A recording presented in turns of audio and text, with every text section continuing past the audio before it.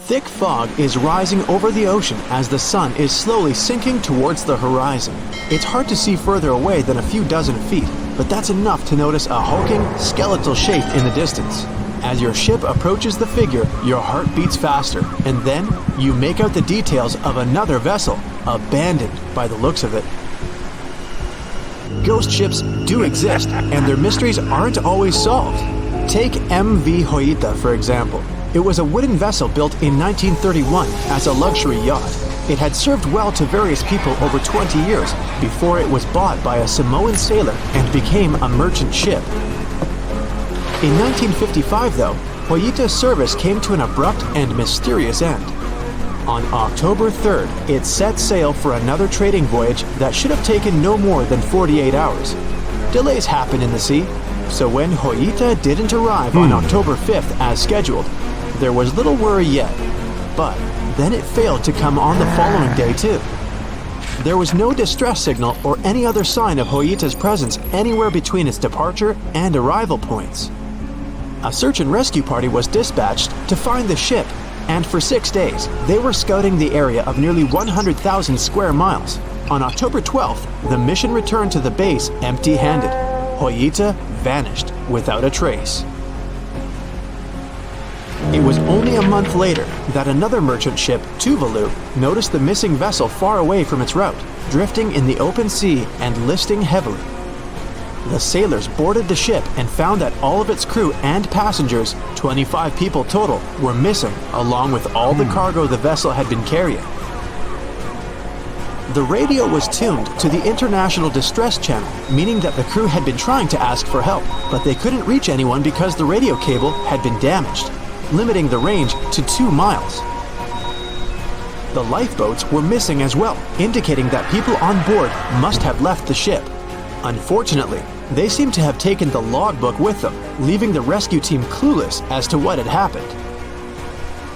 Even today, the mystery of MV Hoita hasn't been solved yet. No one knows where the crew and passengers had gone and what had caused them to leave. SV Carol A. Deering wasn't a ghost ship in the usual sense of the word. There were no sightings of it in the open sea. Instead, it was found on the shore, but the circumstances of it running aground are a puzzle shrouded in mystery. Carol A. Deering was built in 1919 in Maine, and it was a large vessel made for commercial voyages.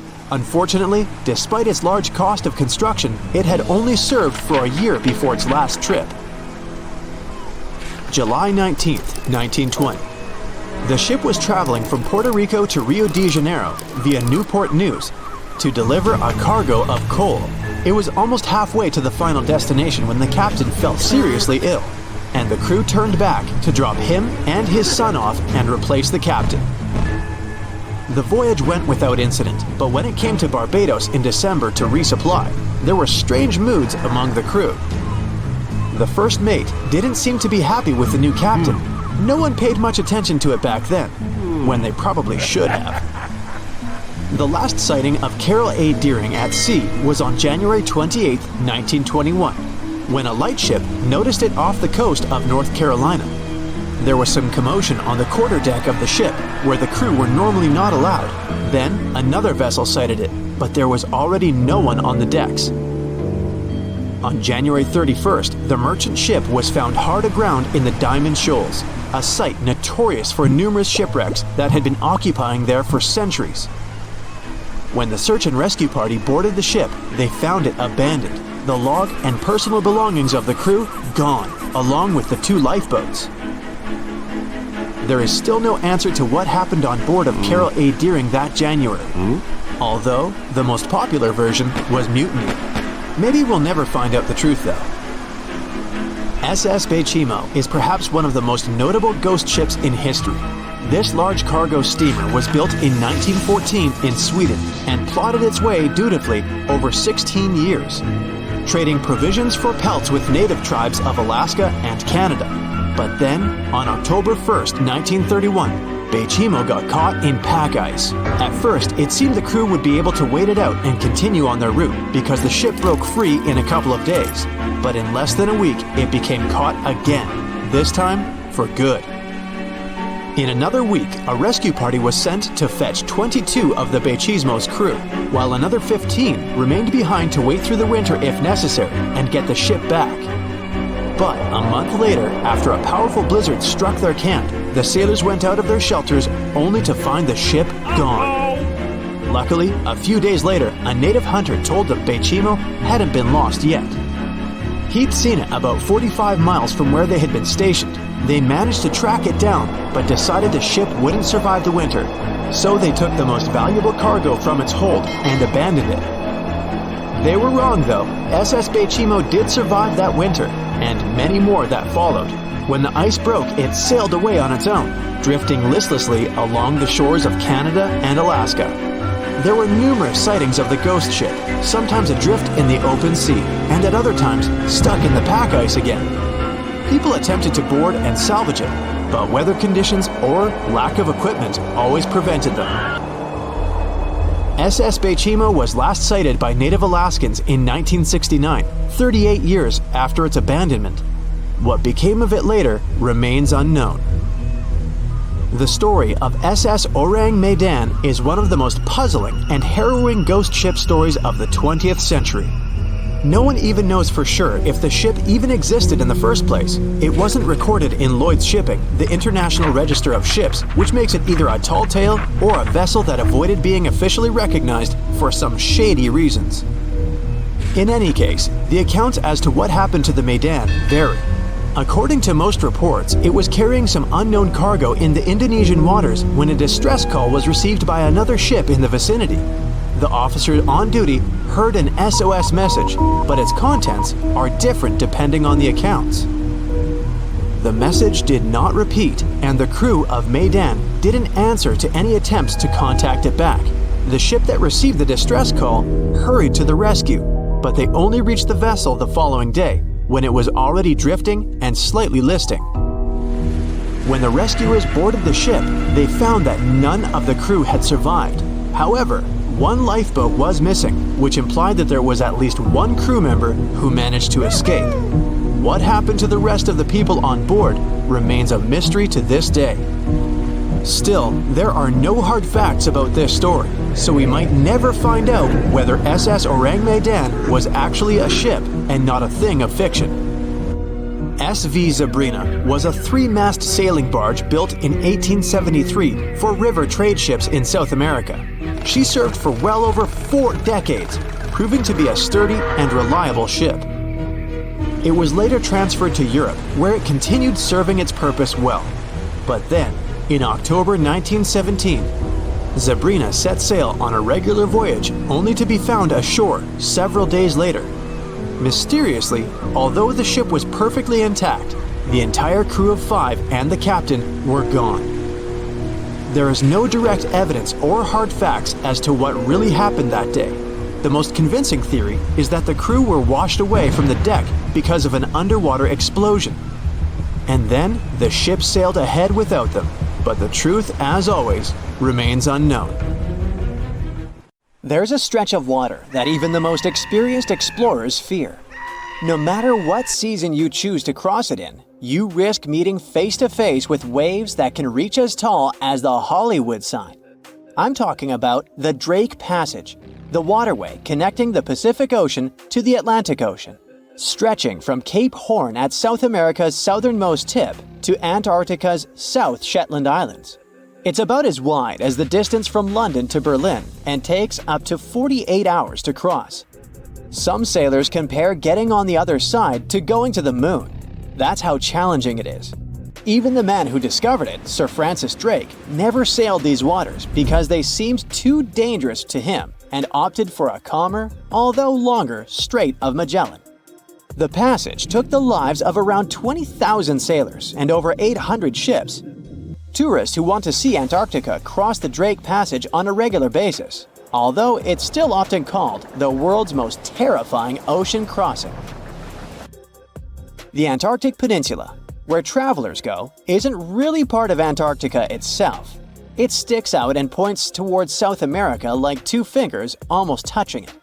The water gets squeezed between these 2 land masses, making strong ocean currents. The passage is part of the Antarctic Circumpolar Current, the largest ocean current on Earth. The water rushes through the passage at a speed between 95 and 150 million cubic meters per second, which makes it rougher. And then there are winds that usually blow from west to east and are very strong between 40 and 60 degrees latitude. That's why those areas are called the Roaring 40s, Furious 50s, and Screaming 60s. Land slows down winds, which is why storms hitting Ireland and the UK get weaker as they move east. But Drake's latitude is the only place where winds can blow all around the Earth without being stopped by land, so they keep getting faster. These strong winds turn into huge waves that can hit ships really hard, normally around 13 to 16 feet tall. They're much higher than waves in the Atlantic. Drake Passage also has underwater mountains that you can't see. The huge current squeezes through this narrow passage and causes waves to crash against these mountains underwater. These internal waves create whirls that bring cold water up from the deep ocean. So it's not just rough on the surface, the water is wild all the way down.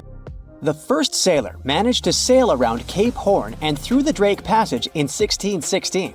It was a Dutch navigator, Willem Schouten, in 1616. But the most famous attempt to cross it was undertaken by Sir Ernest Henry Shackleton on his ship named Endurance. He and 27 of his men set off from South Georgia, aiming to reach Vassal Bay in Antarctica. But things didn't go as planned. On January 19, 1915, their ship got stuck in the ice. And by October, it began to sink. They camped on floating ice for 2 months before sailing lifeboats to a remote, icy place called Elephant Island. Shackleton and 5 men made a risky journey to South Georgia to get help.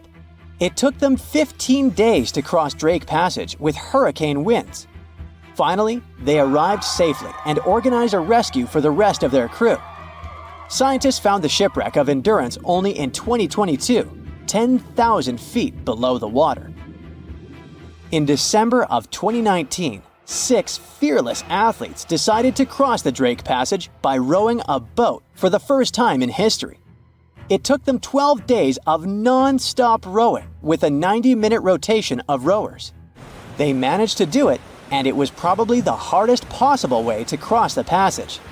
The athletes mentioned it was cold, wet, and dirty, and the waves hit them like walls. The weather in the Drake Passage changes a lot, but ship captains can always see it coming and change their path.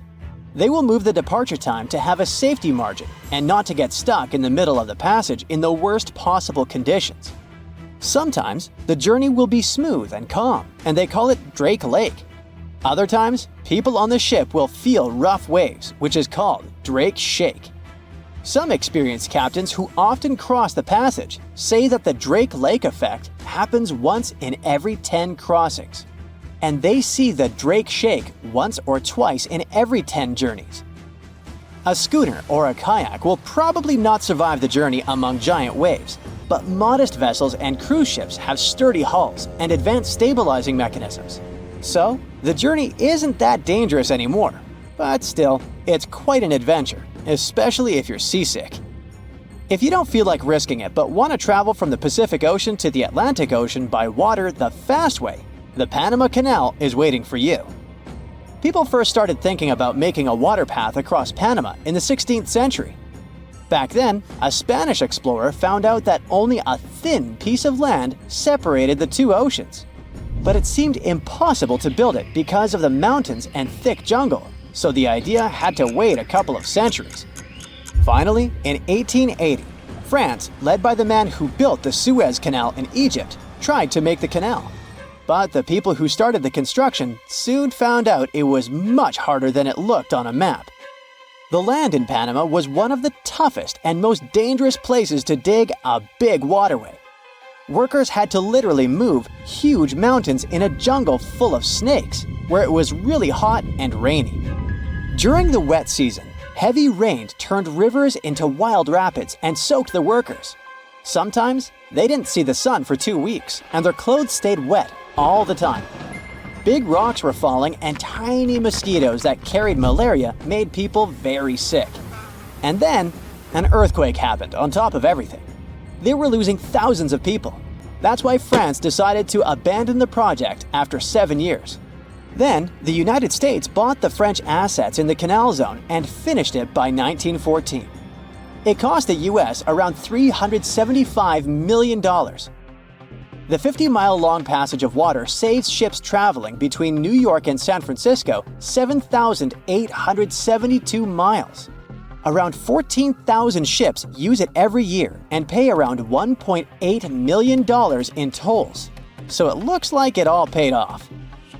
Another challenging waterway in this part of the world is the Amazon River. It's around 4,300 miles long and flows through 3 countries with over 30 million people living in its basin. But there isn't a single bridge across it. The river has many marshes and soft soils, so engineers would need to build very long bridges and very deep foundations, which costs a lot of money. Building bridges over deep water is tough, but in other places in the world, engineers can use things like floating platforms to help. The river's path and water levels change a lot during the year.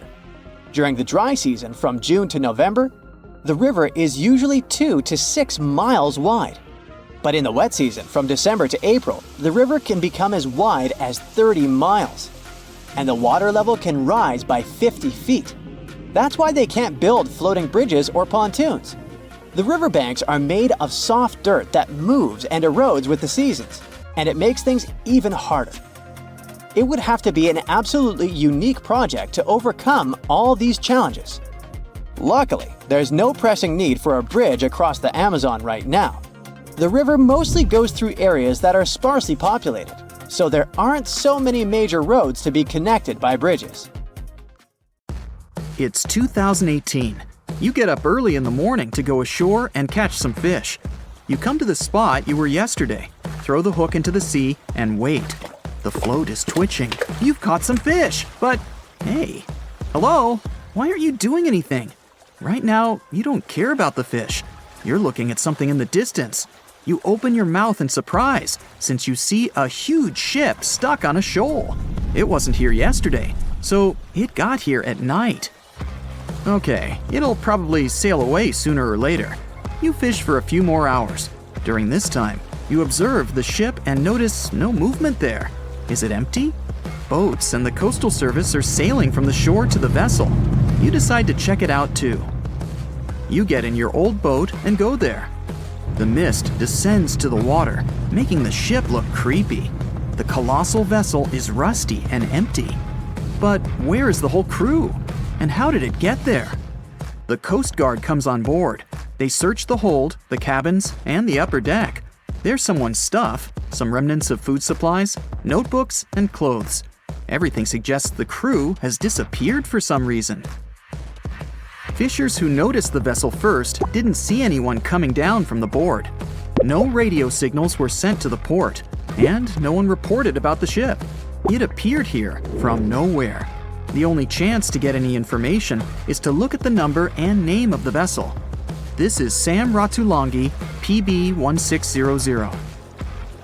The Coast Guard checks the information, studies the data of all the country ships, and no way.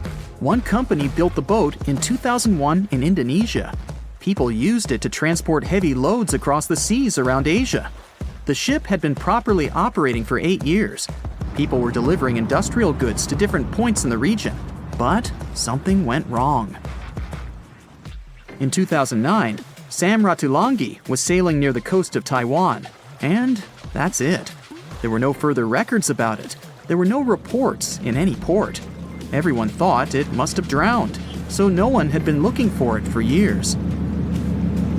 And then, 9 years later, it appears here, big and rusty, off the coast of Myanmar, without sailors, without fuel. An investigation starts. City services are trying to find out the names of all the sailors working on the ship and find clues that would lead to solving this mystery. They also hope the ship owner will appear soon. They find 2 tow ropes on board. This means that some other ship towed Sam Ratulangi to this place. Then they identify and find 13 crew members. These people say they wanted to reach the factory in Bangladesh to repair Sam Ratalangi. Another vessel helped tow the ship, but then 2 cables tore off, and a storm began. No one wanted to stay on board during such weather, so the crew members left it. No one knows what the ship has been doing for the last 9 years, and how it was possible without people on board. And here's another, much more mysterious ship story. On February 16, 2020, locals found a large cargo ship stuck on a rocky shore off the coast of an Irish village. The boat looked rusty, with holes in the hull and rotten parts. People hadn't seen this vessel the day before, so it appeared there at night.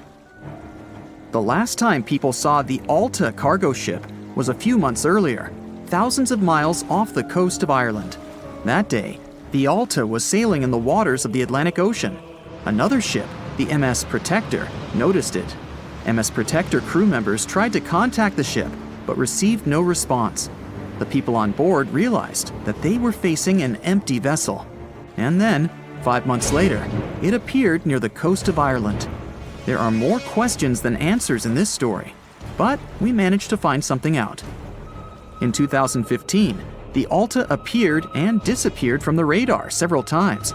Any ship has an internal tracking system, so people can track its route using satellites. But Alta crew members often disabled this system. Perhaps they were engaged in some illegal activity. Anyway, in 2017, the ship often sailed between the ports of Greek islands. Then, the tracking signal disappeared and appeared only 10 months later, off the coast of North Africa. During this time, the ship changed several flags. In September 2018, the Alta was southeast of Bermuda and headed for Haiti. Then, the crew started facing problems. First, the main engine failed right in the middle of the Atlantic Ocean. The ship began to drift. Several days passed, but the crew members weren't able to repair it. They began to run out of food and water supplies.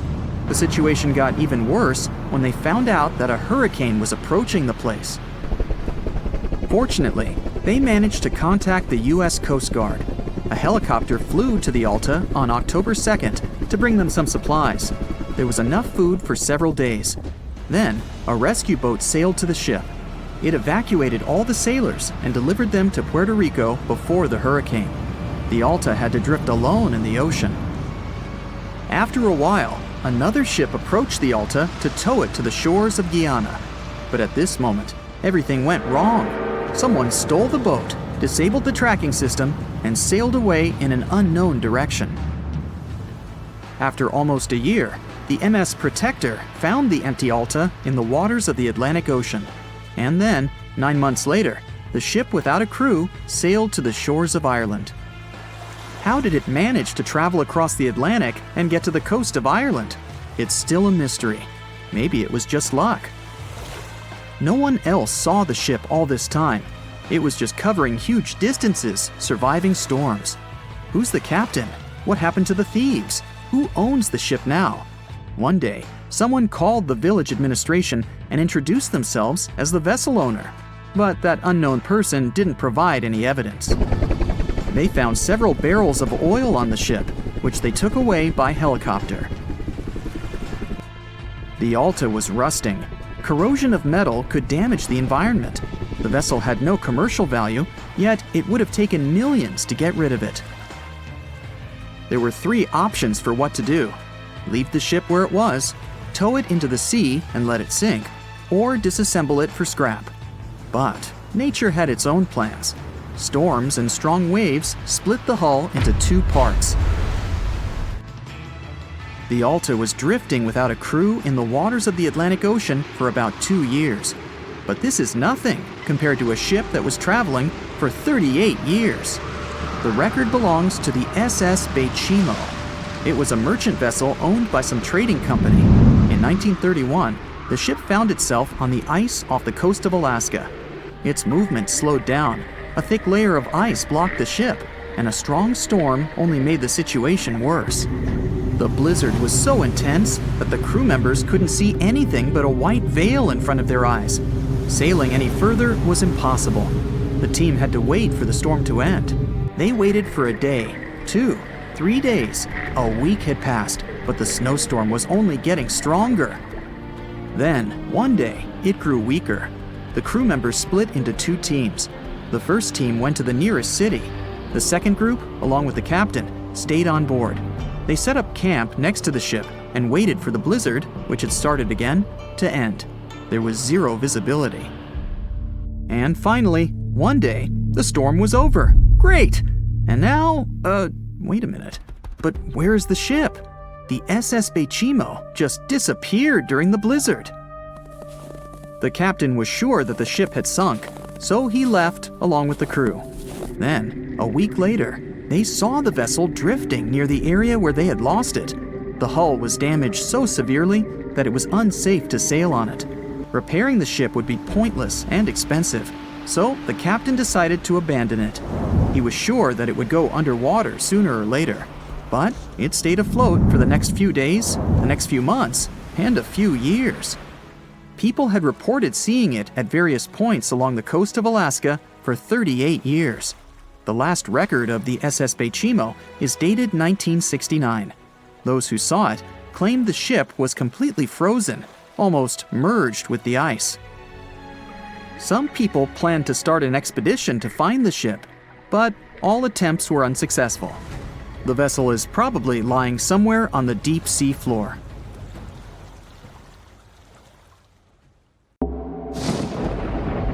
There's a ship drifting somewhere in the ocean without a crew. The last time someone saw it was over 50 years ago. Its story reminds of that of the Flying Dutchman, a ship that's bound to sail forever and bring disaster to whoever sees it at sea. At least the legend says so.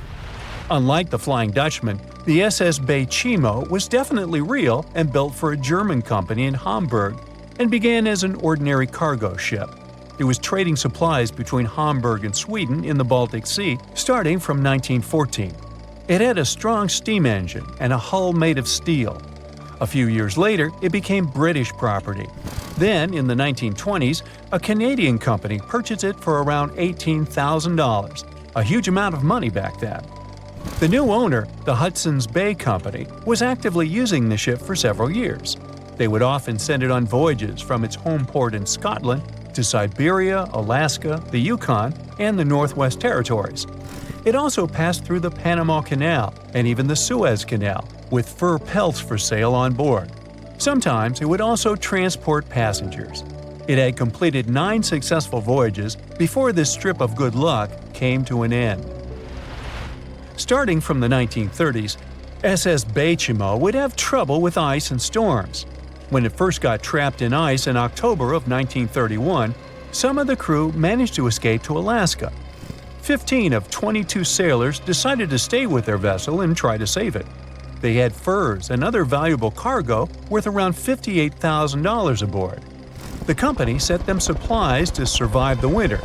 They set camp near the ship out of the hatches, tarpaulins, and other materials, and offloaded the cargo. At the end of November, a blizzard rushed through the area, and it seemed like it had taken the ship with it. The ice platform had survived, but the ship broke free. Some of the crew members were sure it had sunk. But soon after, they heard from one of the locals who had spotted their ship around 45 miles away from their camp. The crew moved on with their lives, and the ship started its journey as a runaway vessel. People would spot SS Bechimo once a year or so, all the way until 1965. It was mostly spotted off the coast of Alaska. A man going to Nome with his sled dog, along with prospectors, explorers, and treasure hunters, all claimed to have seen SS Bechimo. Someone tried to board it and take it to port, but ended up stranded on it for days because of horrible weather. Others got luckier and managed to take a whaleboat, some furniture, and other valuables from the vessel. Those who got close to the ship saw that it was damaged and missing the propeller. Still, it stayed afloat without a crew for at least 38 years and became the longest sailing ghost ship in history. In 2006, the Alaskan authorities started a project to solve the mystery of this ghost ship of the Arctic and finally find SS Bechimo, either still above or below the water. So far, the project has not been a success. SS Waratah remains one of the estimated 4,000 ships that have disappeared off Alaskan shores. If the legend of the 17th century isn't lying, this ghost ship could be sailing somewhere along the Flying Dutchman. It belonged to the Dutch East India Company. Its captain managed to do the impossible for that time and sailed from Holland to Indonesia in only 3 months. They said he was flying over the sea, and some evil tongues explained that he had made a deal with evil forces to achieve that. Once the ship was sailing back home, its captain and crew disappeared without a trace. There are many versions of what happened to it. One of the first ones said it had tried to enter port at the Cape of Good Hope, got in a terrible storm, and sank as there was no captain to save it. Another legend says the captain had refused to obey the skies to let the ship sink during the storm. A scary life form then struck the boat and the crew, and it was condemned to forever wander without rest. Many sailors claim to have spotted the wandering Dutchman. The Duke of York, who was to become King of England, mentioned having seen it in Australian waters. Right after spotting the ship, the man who saw it first fell from the top of the mast and didn't survive. There were more encounters with this legendary ship up to the middle of the 20th century. Ships would nearly collide with it as the Flying Dutchman jumped out of the blue. Scientists have a more logical explanation for this mystery: Fata Morgana, not to be confused with Hakuna Matata. Now, when you're out at sea on a hot day and the air is all wavy, it feels like when you look at the road on a scorching summer day. That's because of something called atmospheric refraction. When light passes through different layers of air with different temperatures and densities, it bends and twists.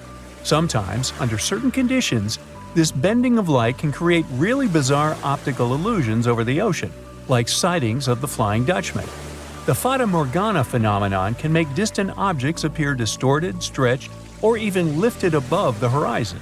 So you can see a ship far away, but because of the way the light is bending, it will look like it's floating above the water or even disappearing and reappearing.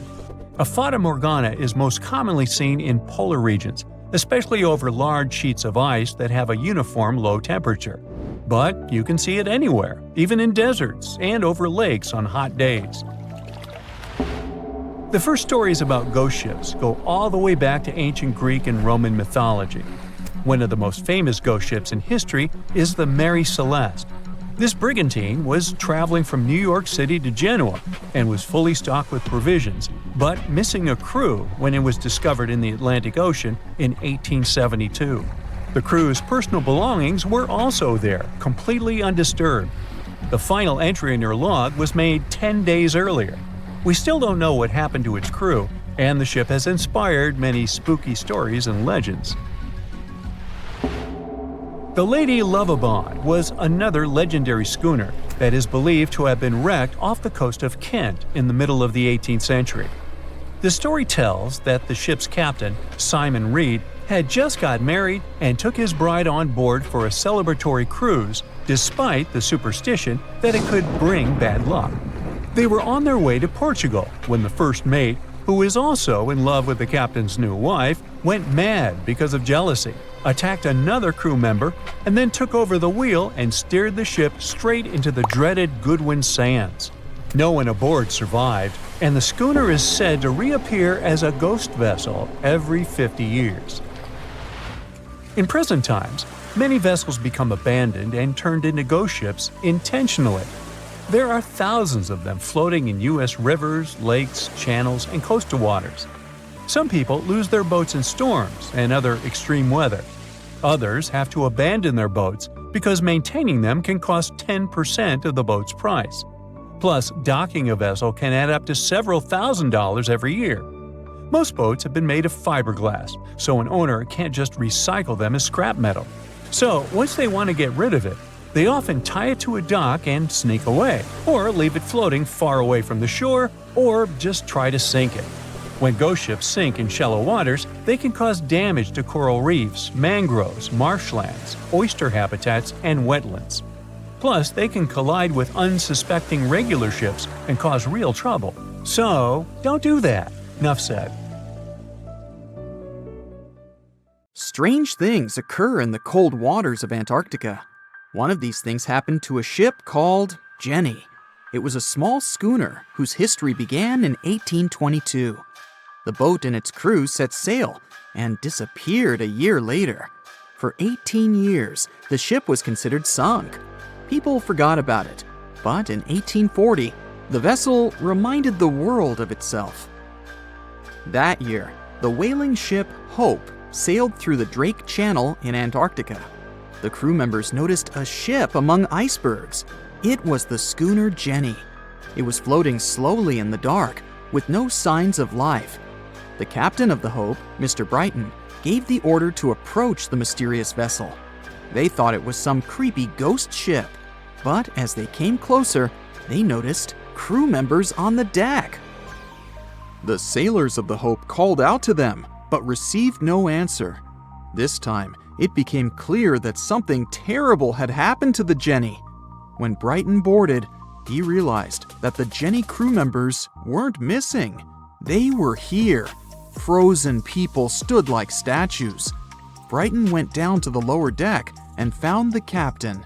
He was sitting frozen at the table, holding a pen. Brighton looked at the logbook. The last record was made on May 4th, 1823. The captain wrote that he was the only living member of the crew. They spent 71 days without food. It seemed that the ship got lost in the sea because its captain went off course or sailed into an iceberg, but no one knew for sure. After that, nobody ever saw the Jenny again. According to rumors, the crew of the Hope abandoned the frozen ship and left it to drift in the cold waters. According to other rumors, this whole story is fiction. The story of the Jenny was described in a German magazine in the middle of the 19th century. Still, there was no further evidence of the ship's existence.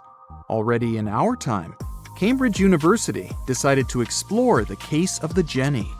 The researchers discovered that one of the crew members of the Hope, who didn't disclose his name, told someone the legend of the frozen ship. Someone shared the story with another guy, and it was published in a German magazine called Globus. And that's all. There was no other evidence. One of the most famous ghost ships was the Mary Celeste, and there's no doubt about its existence. The history of this vessel was documented in court.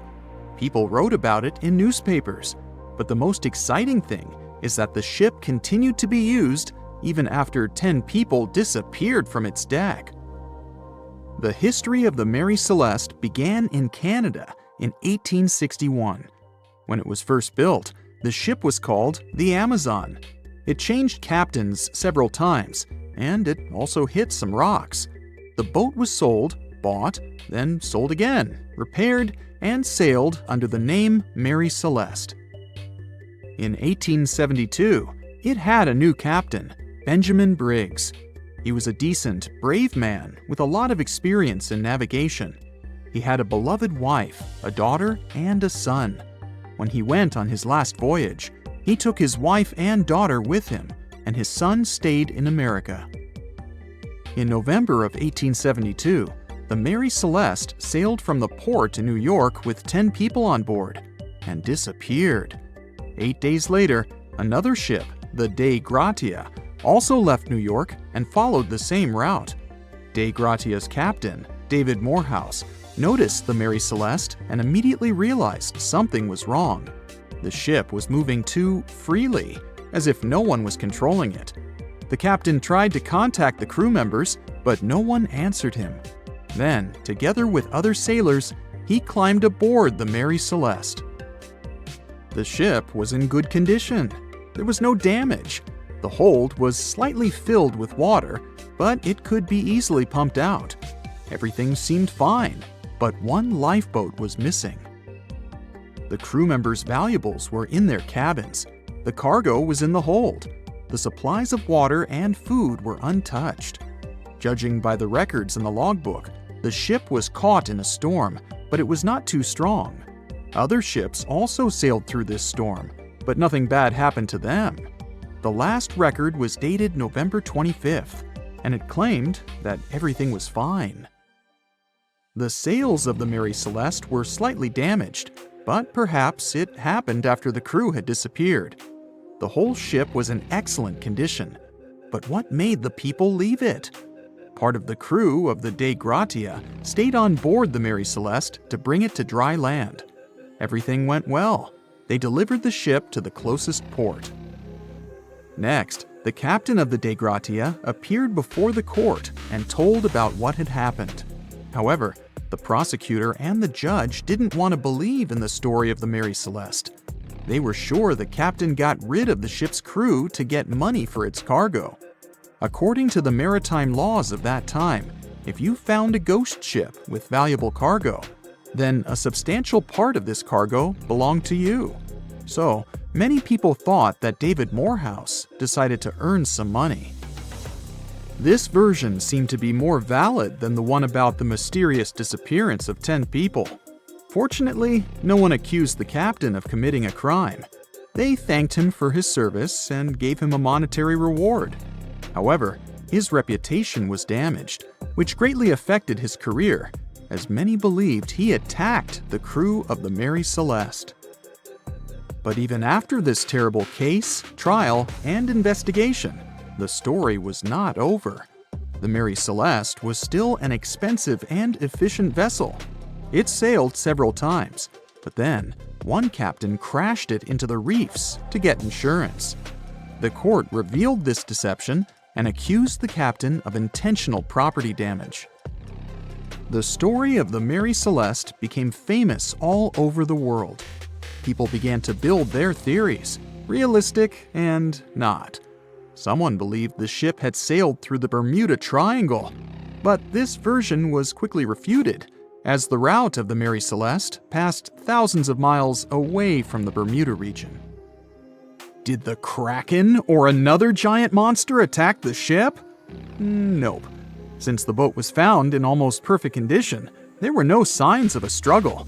One of the most popular versions was that the crew of the Mary Celeste stole some valuable cargo and sailed to Spain on the rescue boat.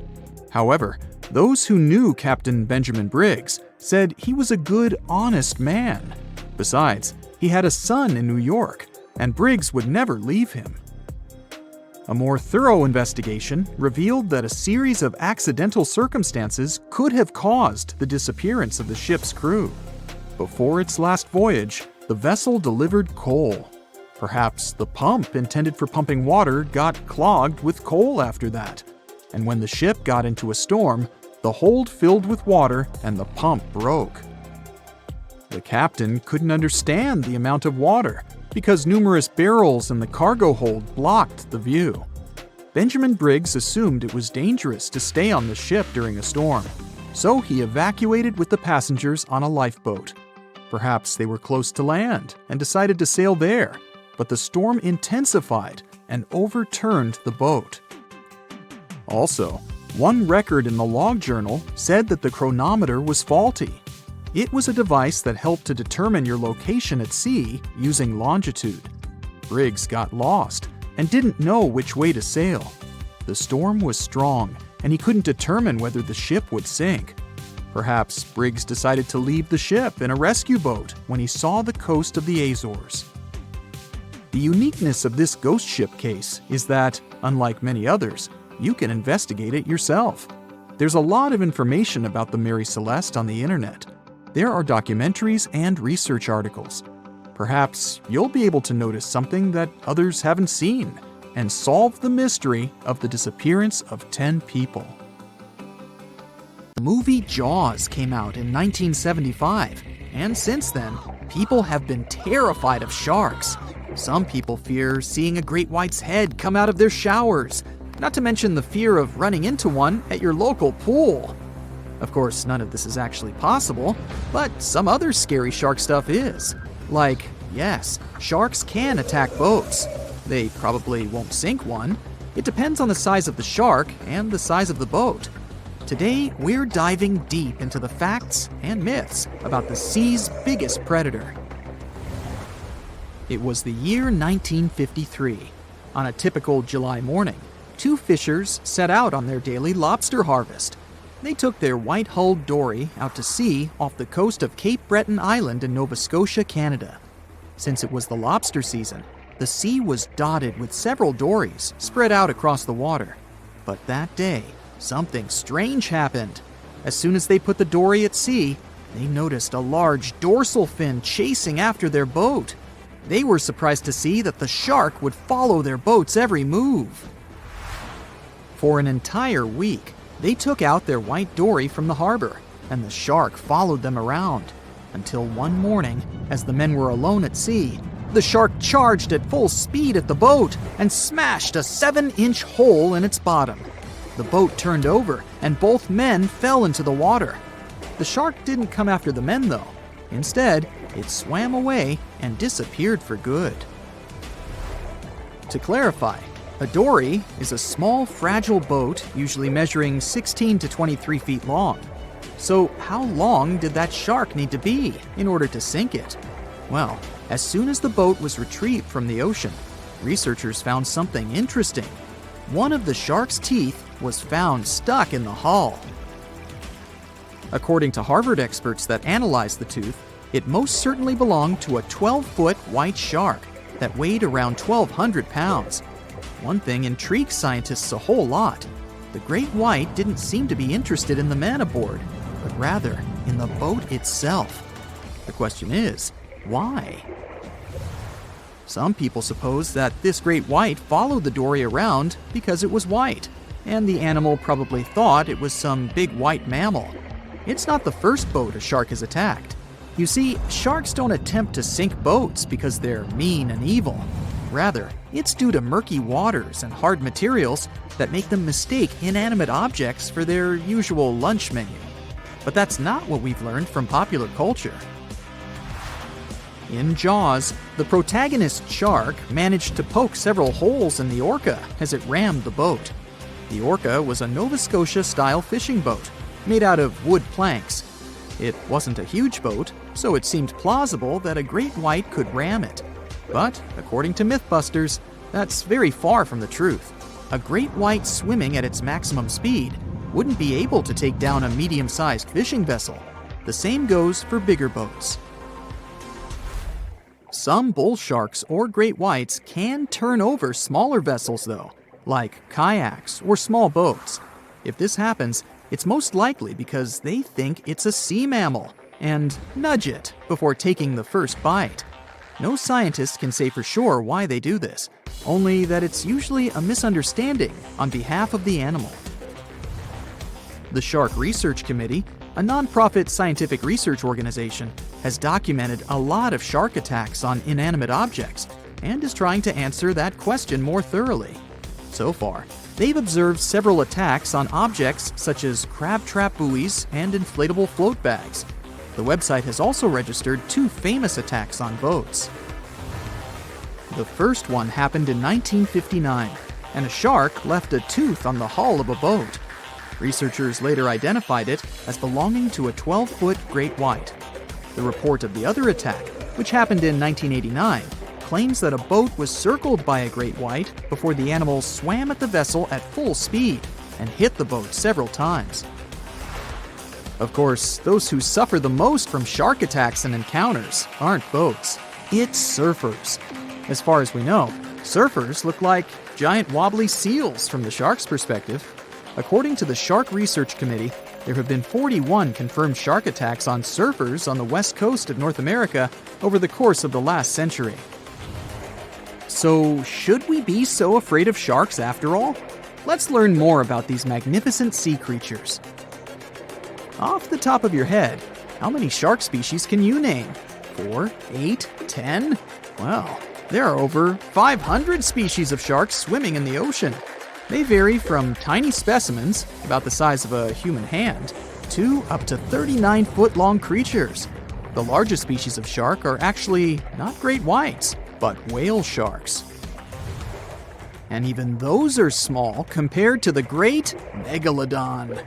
This ancient creature that lived around 20 million years ago reached an unimaginable length of 60 feet. By comparison, that's the same as 2 to 3 buses placed one after another. I wouldn't swim in megalodon-infested waters even if you dared me, that's for sure. We know that sharks are very good hunters, but why is that so? Their bodies seem to have been strategically built for speed. Instead of having a bone skeleton, like us humans, sharks have a cartilage skeleton, which makes them much lighter and also super fast swimmers. Each species of shark hunts depending on its nutritional needs. So, shark species that grow to an average of 3 feet have a diet based on fish. The ones that grow bigger start feeding off of bigger sea animals, such as sea lions and seals. Throughout their lives, some species of shark can shed over 30,000 teeth. Unlike humans, who are born with a set number of teeth in their jaws, sharks have an apparently limitless supply. In their defense, they do lose teeth pretty easily, as they can easily get stuck in their prey, for example. They also have multiple rows of teeth. The jaws of a great white can contain up to 7 rows of teeth, and can grow to be more than 6 inches long. And since we're speaking of great whites, the most feared shark species roaming the oceans, this is ray. Ray is an adult white shark. He can swim up to 50 miles a day, so he needs a lot of fat in order to keep his body functioning. Funny thing about Ray, when he opens his jaws to hunt, his eyes roll back together with his head, so his sight is hindered when he's taking a bite. Now, he does like it when the water is murky and underwater visibility is low. That's because it makes it harder for his prey to spot him coming. These conditions can make it easier for him to grab that yummy seal. But this can also make it easy for him to mistake a random boat for lunch and end up scaring some humans. Some Hollywood movies love to portray sharks as having superpowers. Although they're not innately cruel, one species of shark does have something that can be considered bizarre. Hammerhead sharks, one of the most dangerous species of sharks, have a sort of sixth sense. Inside their heads, they have electroreceptor organs called ampullae of Lorenzini. These organs allow sharks to detect the electromagnetic fields of all living things in the ocean. This ups their hunting abilities to another level. They can even find prey hidden in the sand because they sense its electromagnetic field. You should know one thing. If a shark lives in a balanced ecosystem, it won't feel the need to attack unknown things. These animals are curious, though, so maybe we should cut them some slack when they bite a piece off a random boat.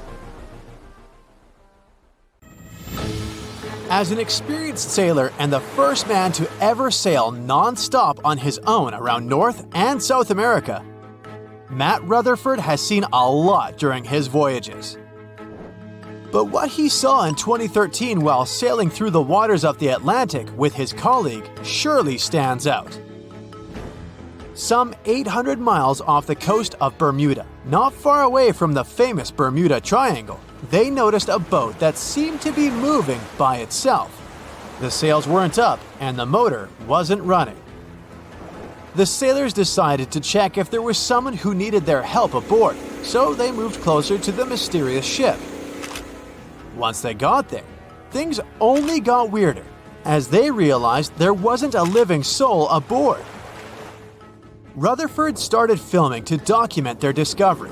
The boat looked so awfully abandoned that they expected to find some pretty scary things in there. But it didn't stop Rutherford from searching the vessel. The boat, which turned out to be named Wolfhound, looked like an upscale one, probably costing hundreds of thousands of dollars. It was pretty weird to find it floating by itself in the middle of the ocean. It seemed like whoever abandoned it was leaving in a rush. There were clothes and other personal belongings all over the main cabin. Some parts of the ceiling had fallen and some drawers had popped open. The brave sailors decided to tow the ghost ship back to Bermuda. It wasn't easy because Wolfhound was bigger and heavier than their boat. After days at sea, the crew was running low on fuel and asked a passing freighter to stop and give them some gas. They kept pulling Wolfhound until the tow line got wrapped around the rudder and they realized they could get stranded in the Bermuda Triangle. so they had to abandon the ship. What really happened and how Wolfhound ended up in the middle of the ocean will probably remain a mystery. Rumor has it that it belonged to a member of the Royal Irish Yacht Club. The ship was going on its first voyage from Connecticut to Bermuda and then Antigua. It got in a terrible storm around 400 miles away from Delaware. The winds were so strong that the yacht suffered 2 knockdowns. A Greek cargo ship rescued the crew. They left the ship with an emergency beacon on. The rescued crew members shared that they saw the ship sink, which only adds more questions to the story. How did it get back to the surface? Does the Bermuda Triangle have anything to do with that? Christopher Columbus himself reported some unusual compass activity going on in this mysterious area while he was on his way to the New World. Despite the stories of more than 50 ships and 20 planes disappearing in the area, it remains one of the most heavily traveled shipping routes in the world. Some skeptics believe that this fact solves the Bermuda Triangle mystery. It could make sense because the busier the area, the more accidents happen there. But then again, it's not the number of disappearances that makes the place so mysterious. It's the lack of explanation and wreckage lost for good. The first ever confirmed ship to vanish in the Bermuda Triangle was the USS Pickering. In 1800, it departed from the US on its way to the West Indies. The ship sailed into the Bermuda Triangle along with its 90-man crew. No one ever heard anything from them ever since. The popular explanation is that the ship was taken out by a storm. But because no one found any wreckage, we'll never know for sure. The largest ship that has ever disappeared in this mysterious area was the USS Cyclops. In March 1918, carrying a crew of 306 people, the USS Cyclops left Barbados and headed home to Baltimore. The ship passed through the Bermuda Triangle on its journey and vanished into thin air, or rather, water. The Cyclops never sent any distress signal and disappeared without any explanation or trace. The Bermuda Triangle isn't the only place in the world where ships go missing or mysteriously resurface. One of the most famous ghost ship stories would be of SS Beijimo. The large cargo steamer was built in Sweden. On October 1st, 1931, it got caught in pack ice. The crew decided to wait it out and managed to break free after a couple of days, only to get trapped again in less than a week.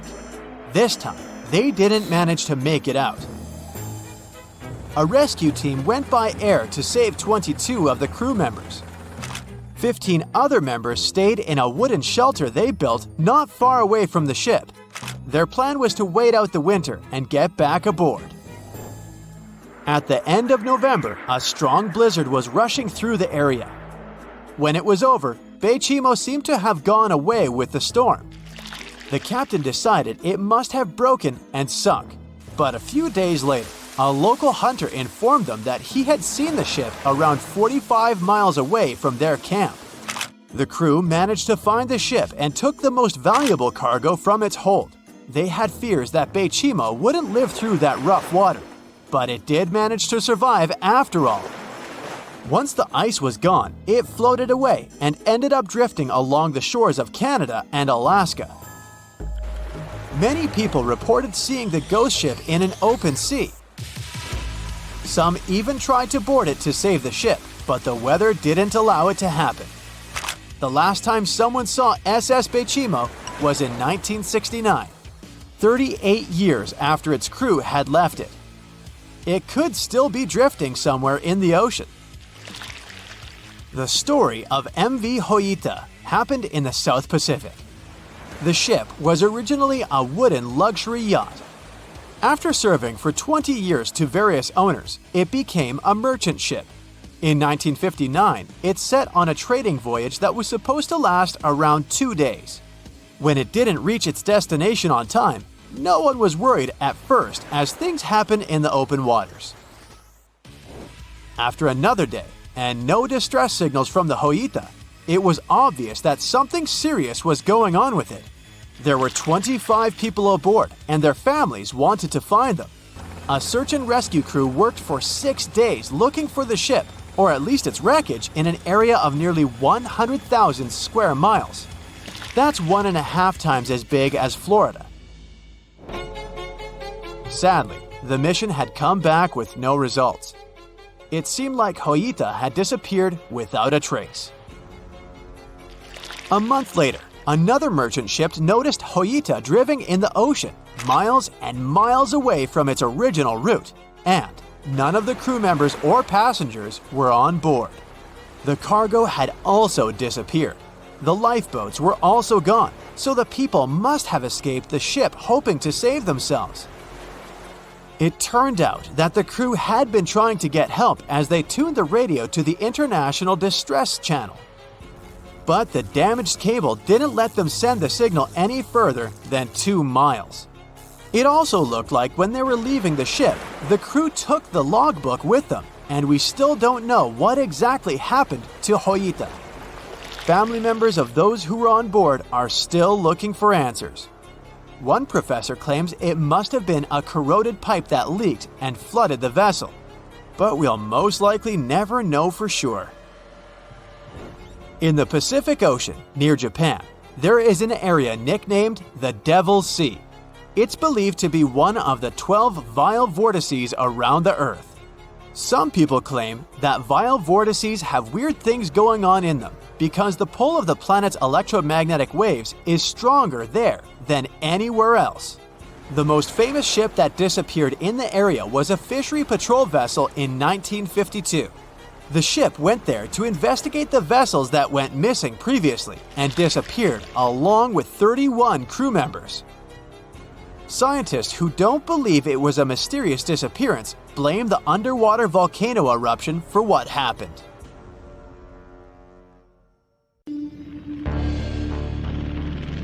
In 1945, 5 TBF Avenger aircraft took flight for a routine training exercise around the Bermuda Triangle. In the middle of the exercise, the planes were struck by intense rain and heavy winds despite the clear weather forecast. The pilots became extremely disoriented and radioed the base to report that their navigational equipment had stopped working. The last thing the base heard was, "When the first plane drops below 10 gallons, we'll all go down together," and then static. The 5 planes and their 14 crew members were never seen or heard from again. On his very first voyage to the New World in 1492, Christopher Columbus sailed through the Bermuda Triangle. Columbus reported that one night when he was on the deck of the ship, he noticed a giant light appear in the distance, unlike anything he had ever seen before. Columbus looked at his compass for direction, and it gave off erratic readings. You might have noticed that the Bermuda Triangle doesn't appear on any world map. This is because official institutions refuse to acknowledge that the area actually exists. A popular theory suggests that rogue waves are responsible for the many disappearances. Rogue waves are called extreme storm waves by scientists. They occur when different weather patterns take place at the same time and cause large, unexpected waves. Witnesses say that the waves look like giant walls of water. These waves could explain why ships go down fast and without leaving any trace. The Bermuda Triangle is home to some pretty intense and unexpected weather. Storms build up quickly and unexpectedly, then disappear soon after. If you blink, you might miss it. This could explain why few distress signals are issued. Pilots and sailors never saw the weather coming. No one knows exactly how many ships and planes have disappeared in the Bermuda Triangle. The rough estimate is 50 ships and 20 planes. Most of the time, the disappearances had no explanation and no wreckage has ever been left behind. Another bizarre theory trying to solve the Bermuda Triangle mystery comes from Charlie Berlitz. He insists that the area is home to the lost city of Atlantis. The missing ships and planes and malfunctioning equipment, according to him, were all caused by rays of energy let out by the special energy crystals that power Atlantis. While this sounds silly, Berlitz's theory was convincing enough that over 20 million people bought his book worldwide. In the year 1800, a large sailing vessel called the USS Pickering departed from the U.S. on its way to the West Indies. The ship sailed into the Bermuda Triangle along with its 90-man crew and was never heard from again. The USS Pickering was the first ever confirmed ship to vanish in the Bermuda Triangle. It's believed that the ship was taken out by a storm, but because no wreckage was ever found, we'll never know for sure. When the TBF Avenger planes went missing, a massive search operation was conducted. Boats and planes searched the Bermuda Triangle for any signs of the aircraft. One of the boats searching was a PBM-5 Mariner airboat. The airboat took flight at 7:27 p.m. and called in a routine radio message 3 minutes later. Then, it was never heard from again. No trace was ever found of the rescue airboat or the 5 Avenger aircraft.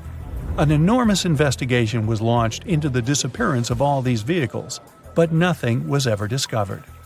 This particular area of the ocean is one of the most heavily traveled shipping routes in the world. Some skeptics believe that this fact solves the mystery. Statistically, the busier the area, the higher the frequency of accidents and disappearances. While this makes sense, it's not the frequency of disappearances that's responsible for the mystery of the Bermuda Triangle. It's the lack of explanation or wreckage found. On the ocean floor, decomposing organisms let off large concentrations of methane gas that gets trapped under the water. This gas can build up until, boom, it ruptures. The gas surges up to the surface and erupts.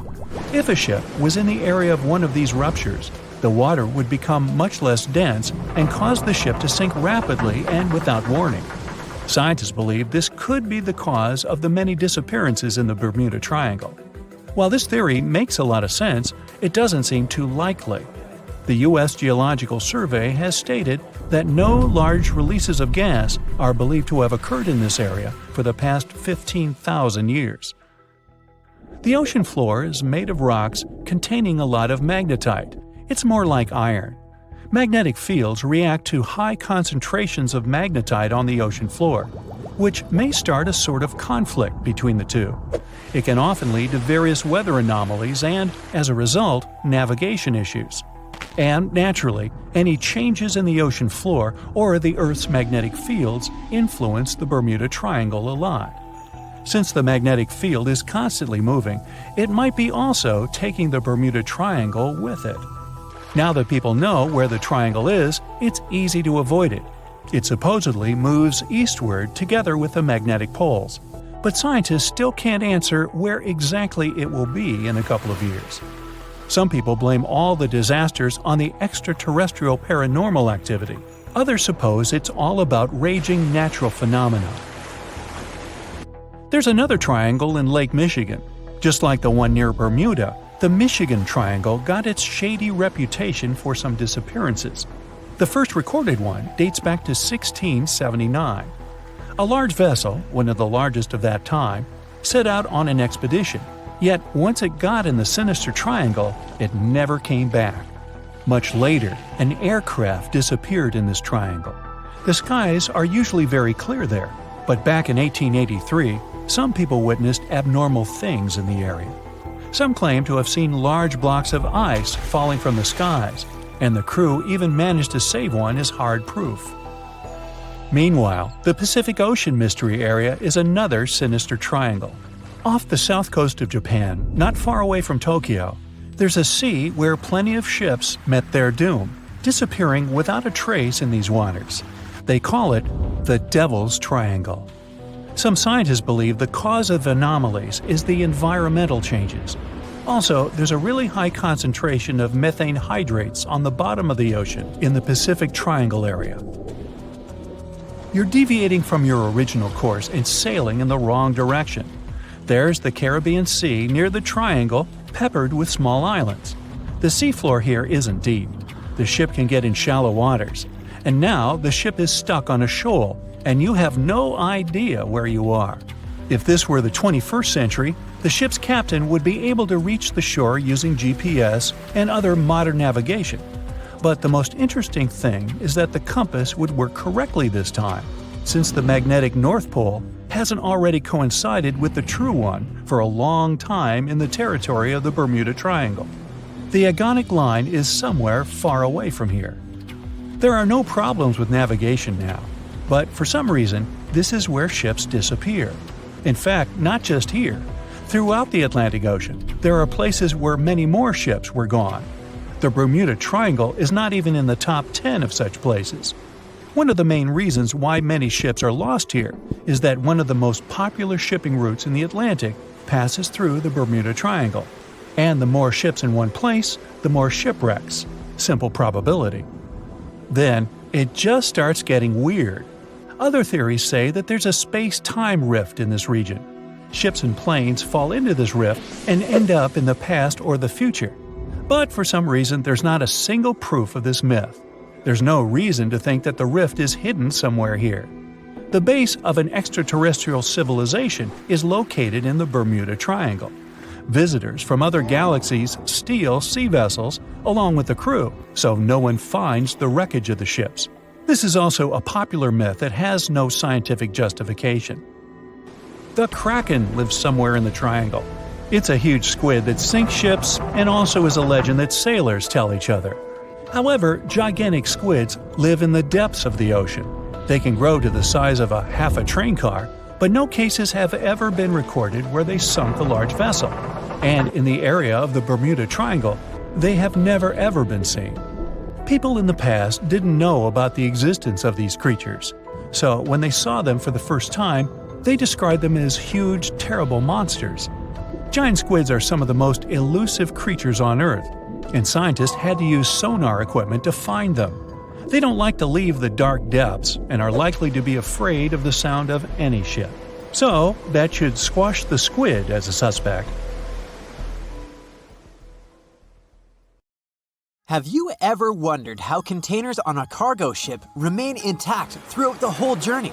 Let me answer this question and tell you about other cool ship facts. Meet Unsinkable Sam. Sam's goal was to prove the saying, "Cats have 9 lives." This animal survived 3 ships sinking. He was originally named Oscar, but got nicknamed Unsinkable Sam. You probably get why. The first time the ship he was traveling on sank, Oscar was found by the crew of another ship when he was floating on board.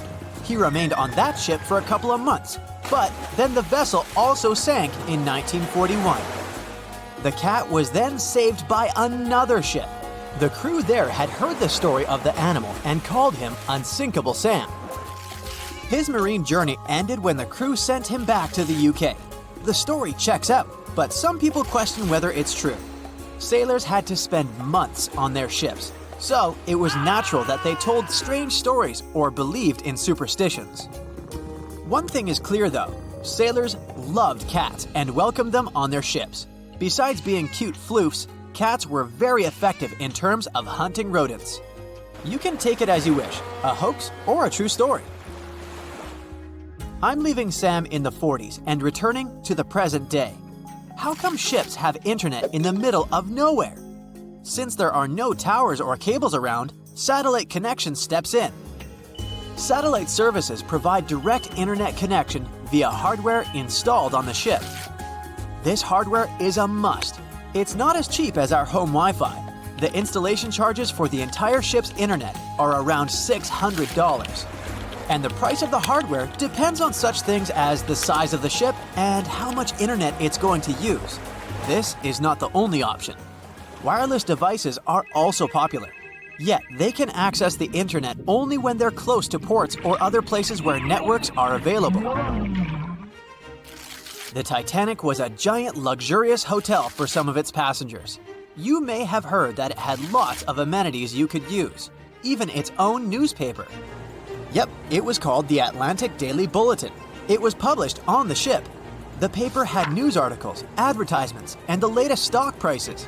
It also mentions daily menus, horse racing results, and society gossip. Where ships get fuel is also a good question. There aren't fuel stations floating in the ocean. Bunkering is the answer. Ships use different kinds of oil for different purposes. Bunkering is loading fuel onto a ship.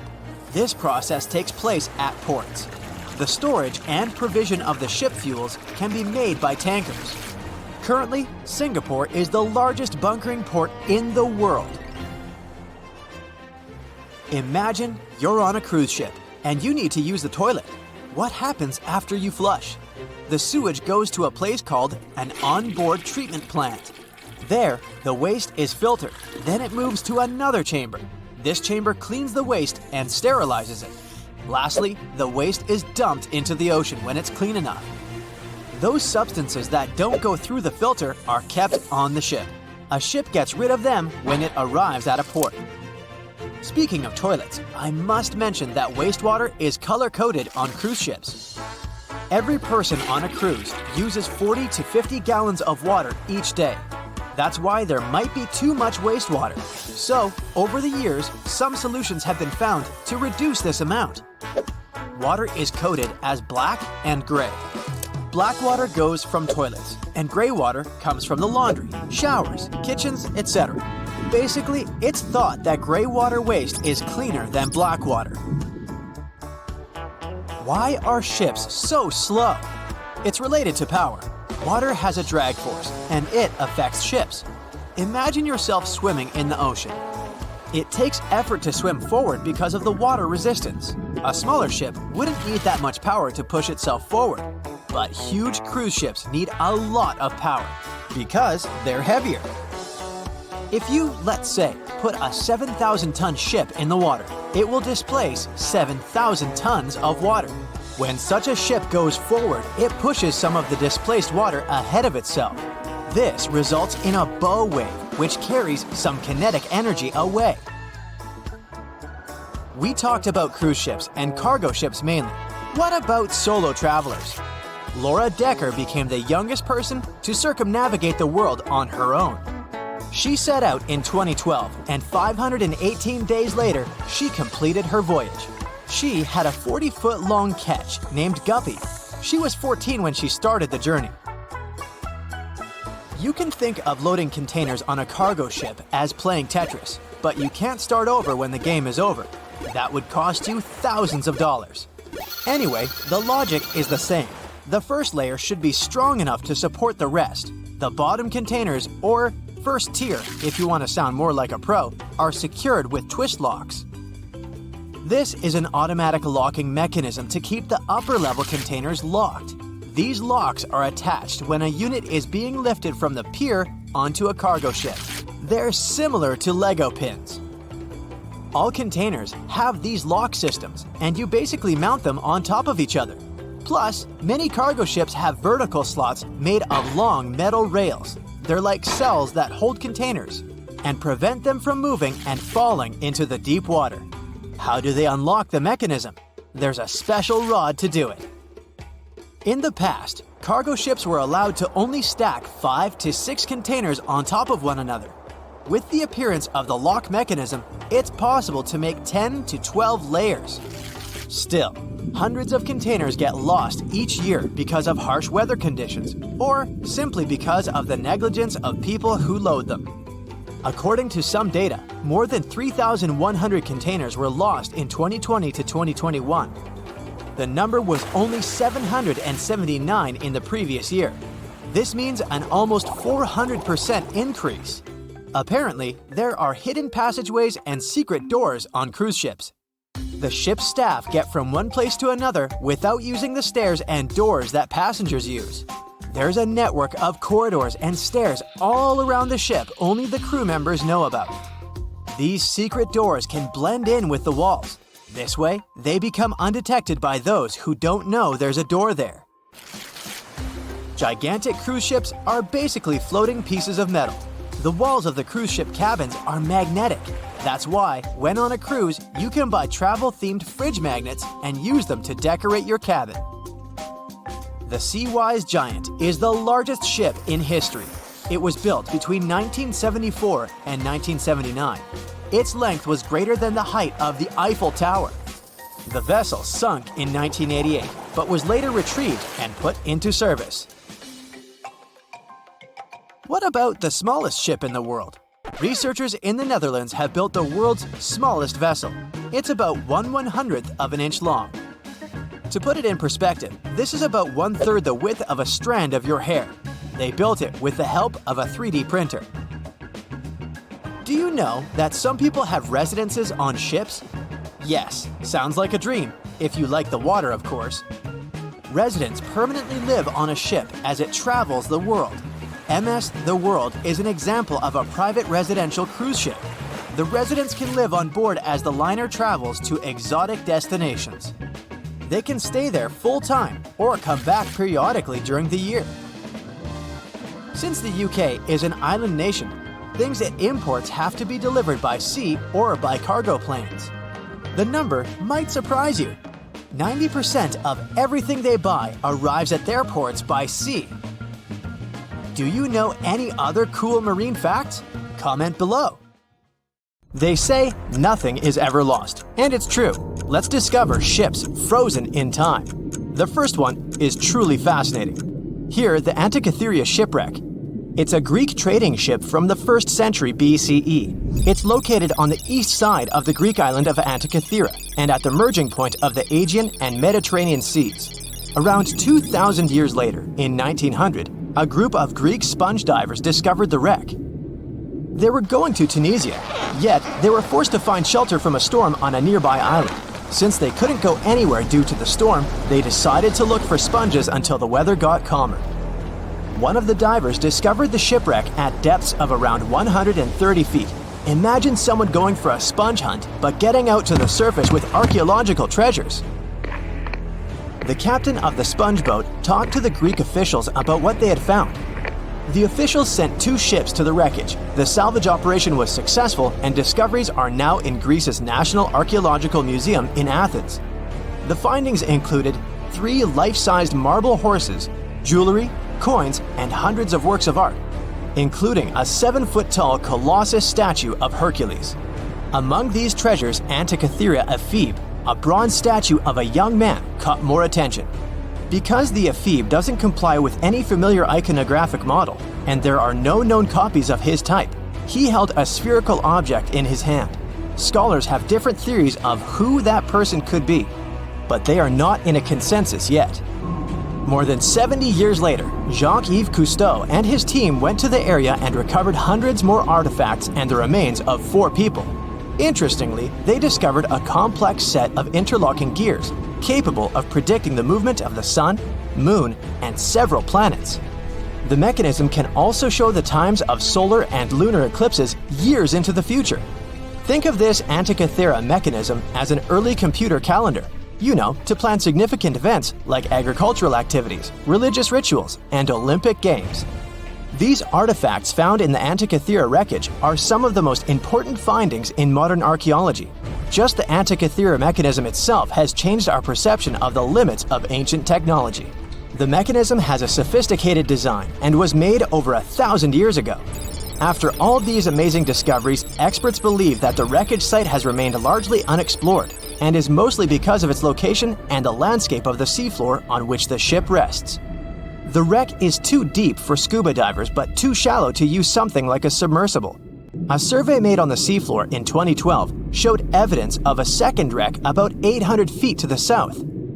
It's clear that this area has a lot to offer humanity. What would happen if those sponge hunters didn't go to the area?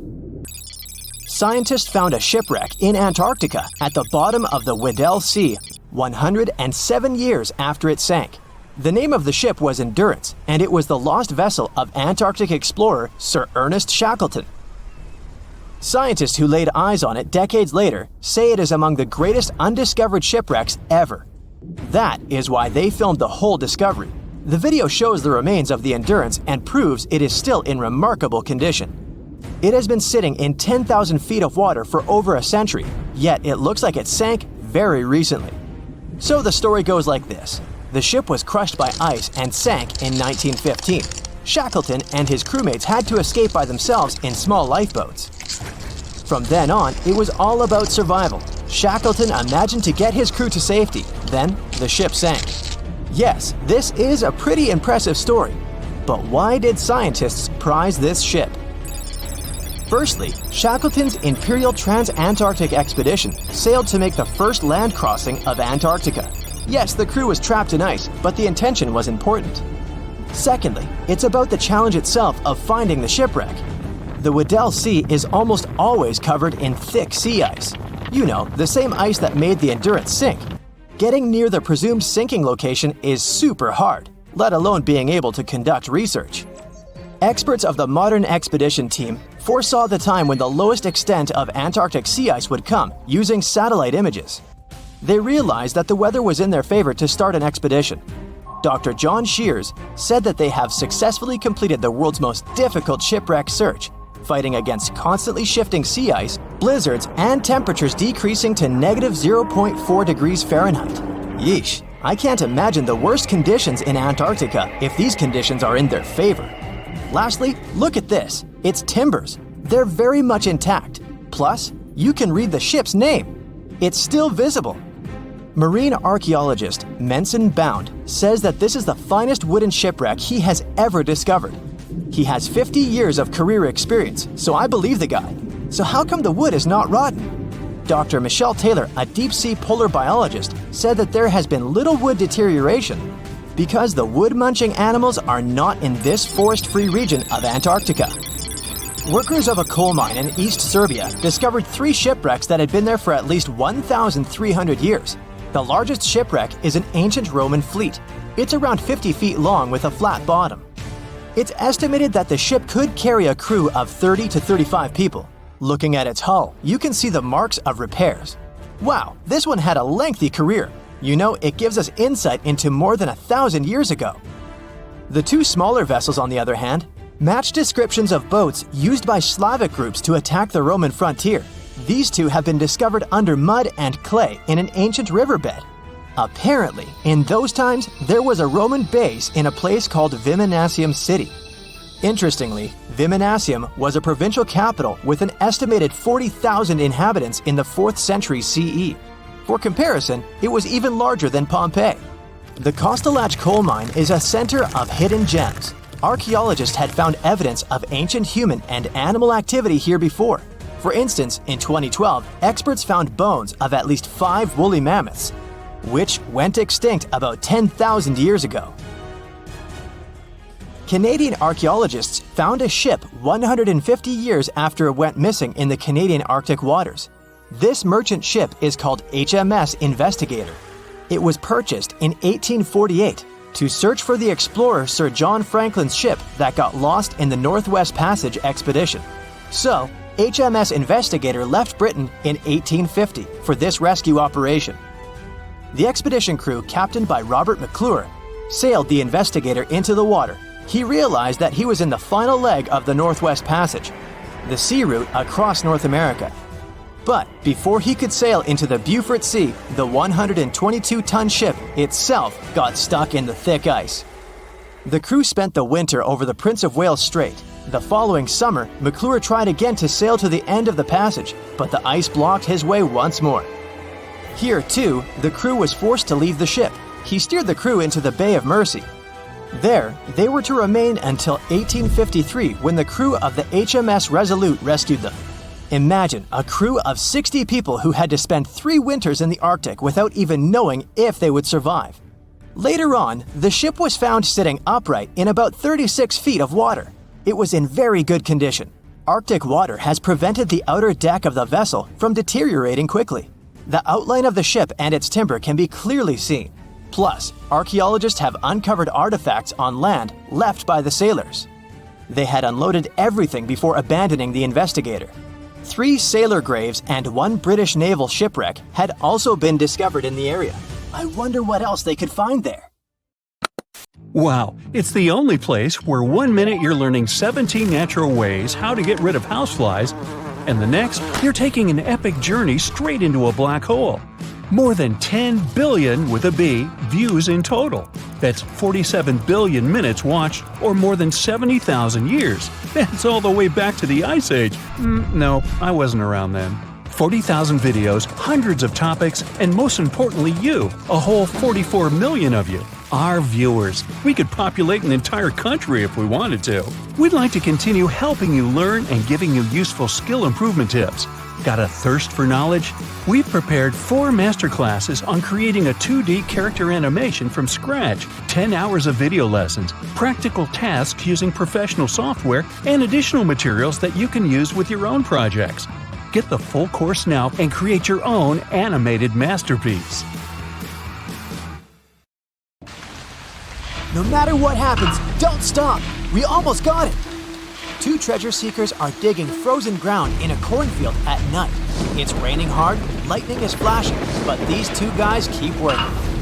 And now the shovel hits something solid. No way! A treasure chest!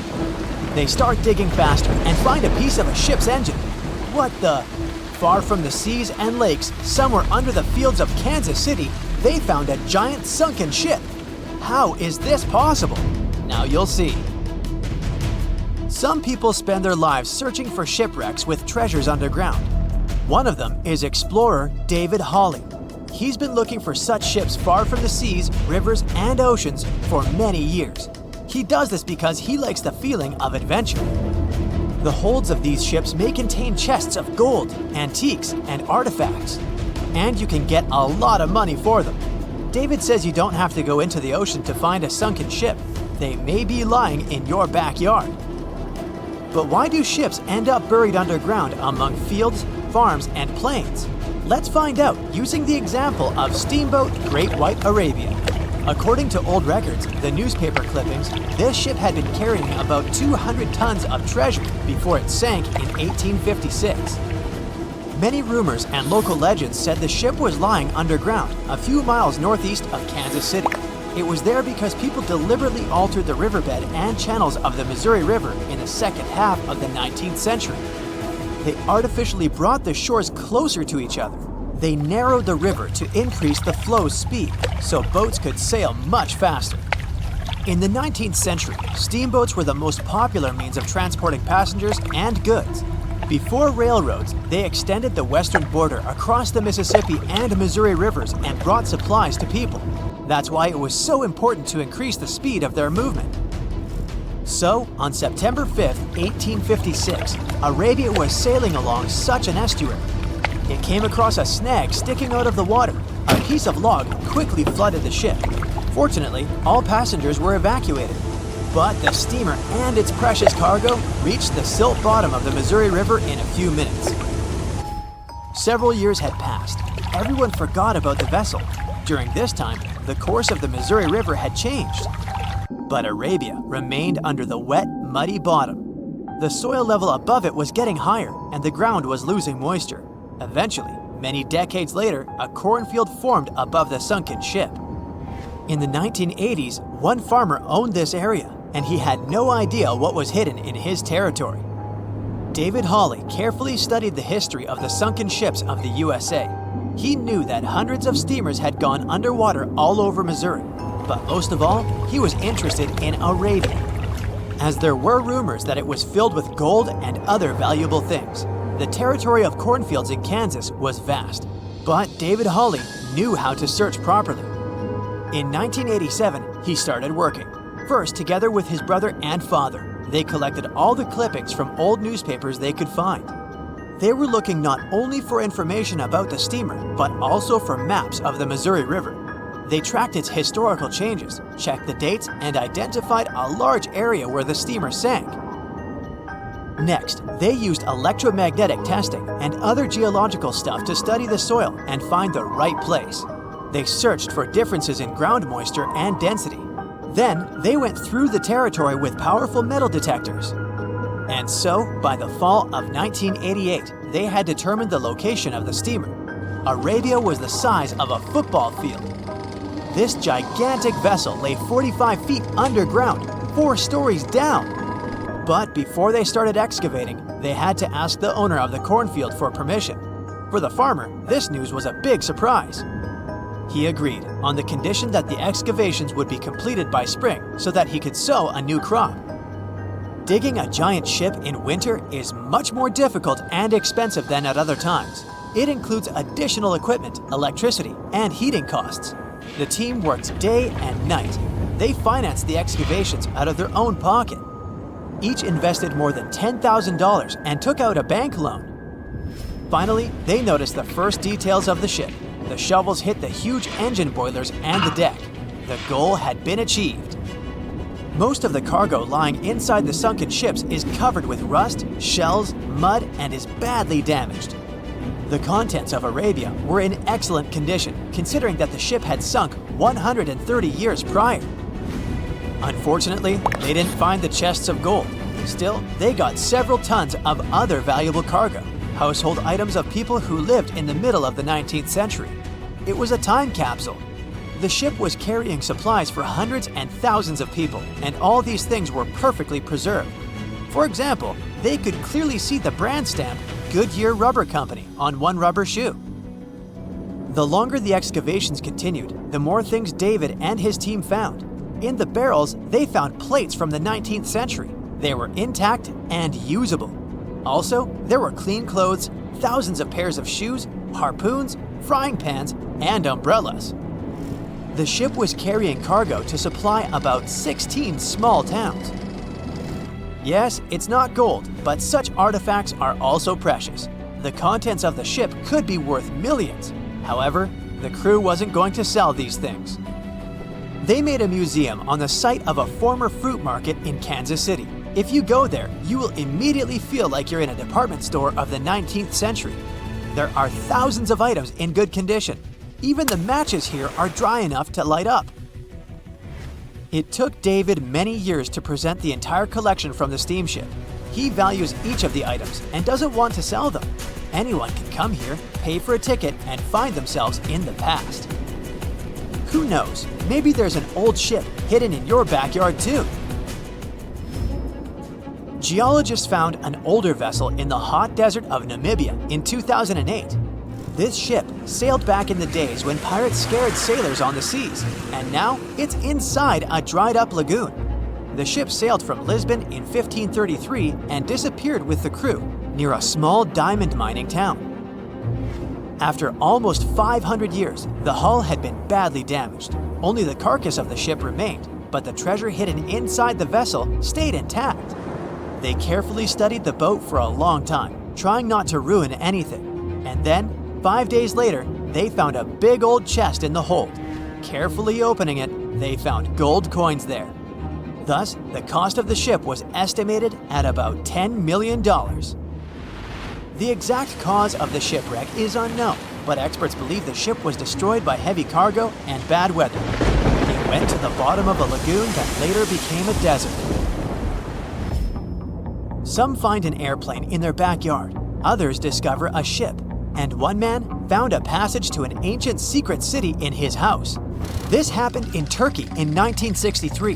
The owners of the building decided to make repairs. He went to his basement and knocked down the wall to turn this place into a living room. And so, behind one wall, he found a tunnel leading underground. The man thought it was some kind of a secret chamber. He went down there and realized it was something much more than that. It was an ancient city 18 floors deep. People built it in the years 780 to 1180 as a refuge from weather disasters and the invasion of enemies. This place also includes many underground tunnels that stretch for several miles in different directions. People could get to the town from different points using secret passages leading to these roads.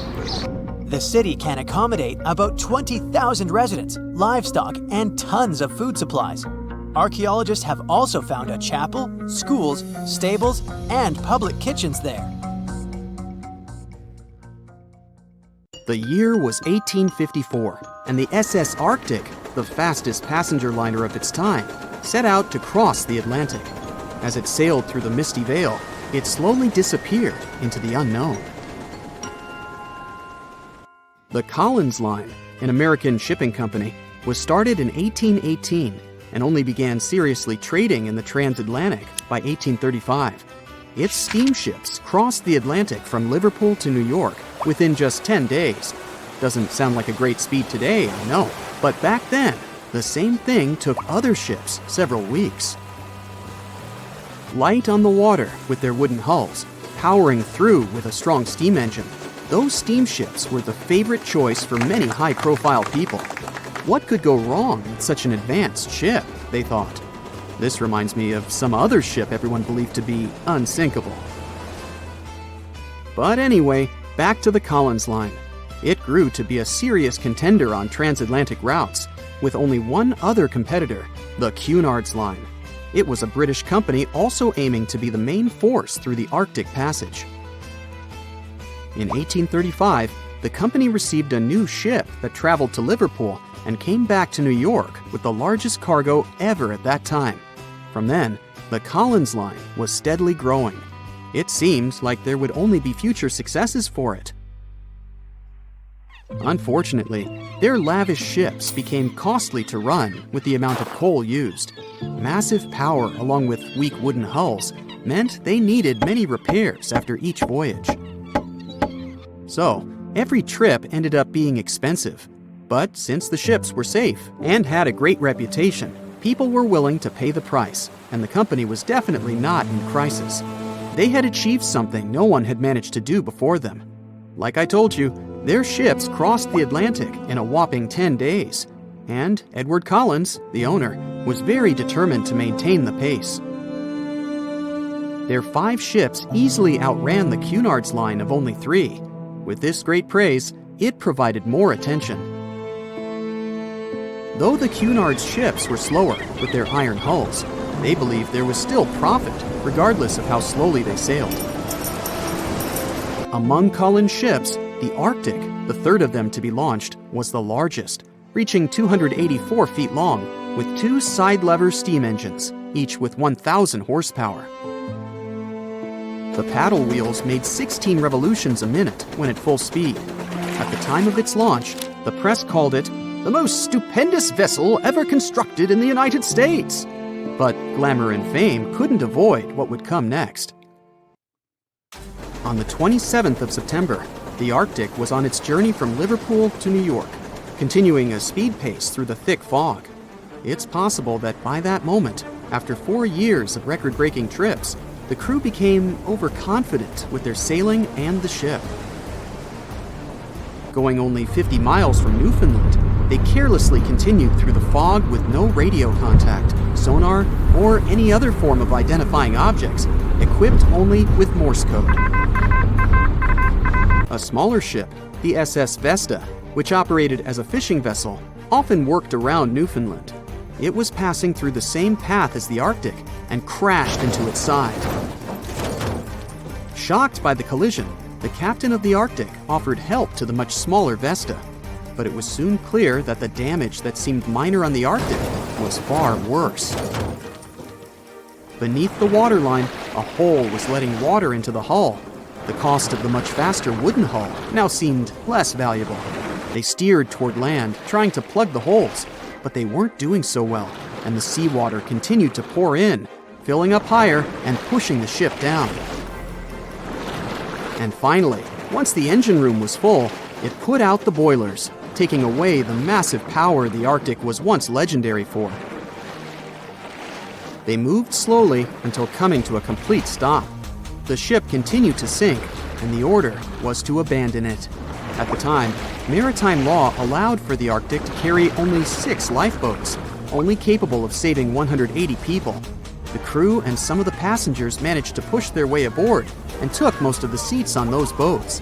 Things were pretty wild, and everyone forgot about their manners, not letting the ladies and the youngest ones board first. It took 4 hours for the Arctic to sink. 150 crew and 250 passengers were on board.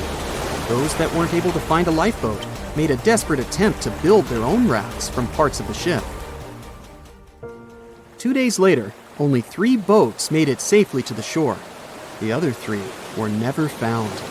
Believe it or not, the rescue party also saved some people that had been clinging to the wreckage for 2 days. Unlike the crew, the captain went down with the Arctic, but amazingly survived. He would be only one of 85 people that made it, out of the 400 on board. When the news arrived 2 weeks later, the public responded with great sadness to the losses. Great anger soon followed towards the poor safety measures and the crew. The press published demands to change the laws for more lifeboats. It only made sense to have enough for every person on board a ship. But they ignored those requests. This neglect would lead to more disasters in the future. Enough lifeboats would only come into maritime law some 60 years later, after the disaster of the Titanic. Edward Cullen's wife and 2 children were also aboard the ship and didn't return. He was heartbroken, but didn't stop running his business. The Collins line still had a reputation to uphold, the biggest, fastest, and most luxurious on the Atlantic. Edward Collins would now build an even better ship than any other. It was named the Adriatic, and it was the largest ship in the world, 354 feet long. With 2 alternating steam engines that had never been built of this size. These steam engines at the time were at the height of engineering, though today you can only see them in models and toys. With the new addition of 2 masts, the Adriatic would also be able to sail if needed. Luckily, they made some lessons from the disaster of the Arctic. But before their new ship, the Adriatic, was built, another disaster had occurred. The sister ship of the Arctic had also sunk. They believed this second ship was desperate to stay in front of the Cunard's line and hit an iceberg somewhere during the race. This weird contest took the lives of 141 people. The desperation of Collins and his weakly built hulls pushed the company towards bankruptcy in 1858. The newly built Adriatic, costing over $1 million, had only made 1 voyage in the end. And even that voyage was considered a disaster. The ship collided with a tugboat. It still managed to finish its maiden voyage at a suitable time. After the company had gone bankrupt, they had to sell the ship for only $50,000. They removed the great giant engines, replacing them with only sails. Although it was once the greatest ship on the high seas, it was only 30 years later until it was abandoned, labeled irreparable, and anchored in a river. The other remaining ships were also sold and only used for parts. Edward Collins left the industry altogether, seeking work on dry land instead. As the Collins line was no longer in the mix, the Cunards would grow in strength.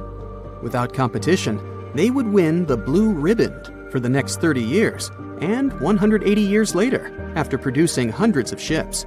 They still have a constant presence on the seas as they provide transatlantic crossings, world voyages, and leisure cruises. To this day, the Cunard line is the only one to run ships between Europe and America, and it's great proof that it's not always the fastest that's the best. April 1912 marked one of the most terrible tragedies in the history of the world. The most unsinkable vessel, the pinnacle of engineering at that time, the huge Titanic, sank. On that dark, moonless night, the ship had many chances to save its passengers. There was another ship just a few miles away that could have saved the Titanic, but it didn't. It wasn't a phantom ship, and it's not some legend or a theory. This is a documented reality. There are records and witnesses' statements confirming this, but why didn't this ship help? Let's find out what happened that night by looking at these events from 3 different points of view. Let's start with the Titanic version. 11:30 p.m. The moon hides behind black clouds. Visibility is bad. Everything is calm on the Titanic. Under the captain's guidance, the communications operator stays in touch with the mainland through the radio. At this moment, some stranger breaks into the frequency, interrupting the operator's communication. It's unclear what this strange man wants and what he's talking about. The operator doesn't try to figure it out. He shouts at the guy, demanding him to disconnect. The connection is interrupted. At 11:40 p.m., the Titanic crashes into an iceberg. The ice breaks the hull. Water begins to flood the lower decks. Nobody is panicking yet. 20 minutes later, at midnight, the ship's crew sends a distress signal through the radio frequency. Few people understand how bad the situation really is. After 20 minutes, at 12:20 a.m., they start lowering lifeboats with passengers. At 12:25 a.m., They receive a response to the distress signal. This is RMS Carpathia. Their captain reports they're already sailing at maximum speed towards the Titanic. But the problem is that the crash site is 58 miles away. This means Carpathia will only be here in 4 hours. At 12:45 a.m., the sinking ship's crew release rockets into the air. These flares are one of the main reasons for the terrible fate of many passengers, but more on that later. 90 minutes later, the Titanic's deck breaks and the ship dives underwater. At 4:10 a.m., the Carpathia finally arrives at the shipwreck location. The crew members make heroic efforts to save all the people. They take 705 survivors on board. At this moment, another ship appears. It's SS Californian. The Carpathia sails towards the New York coast with all the people.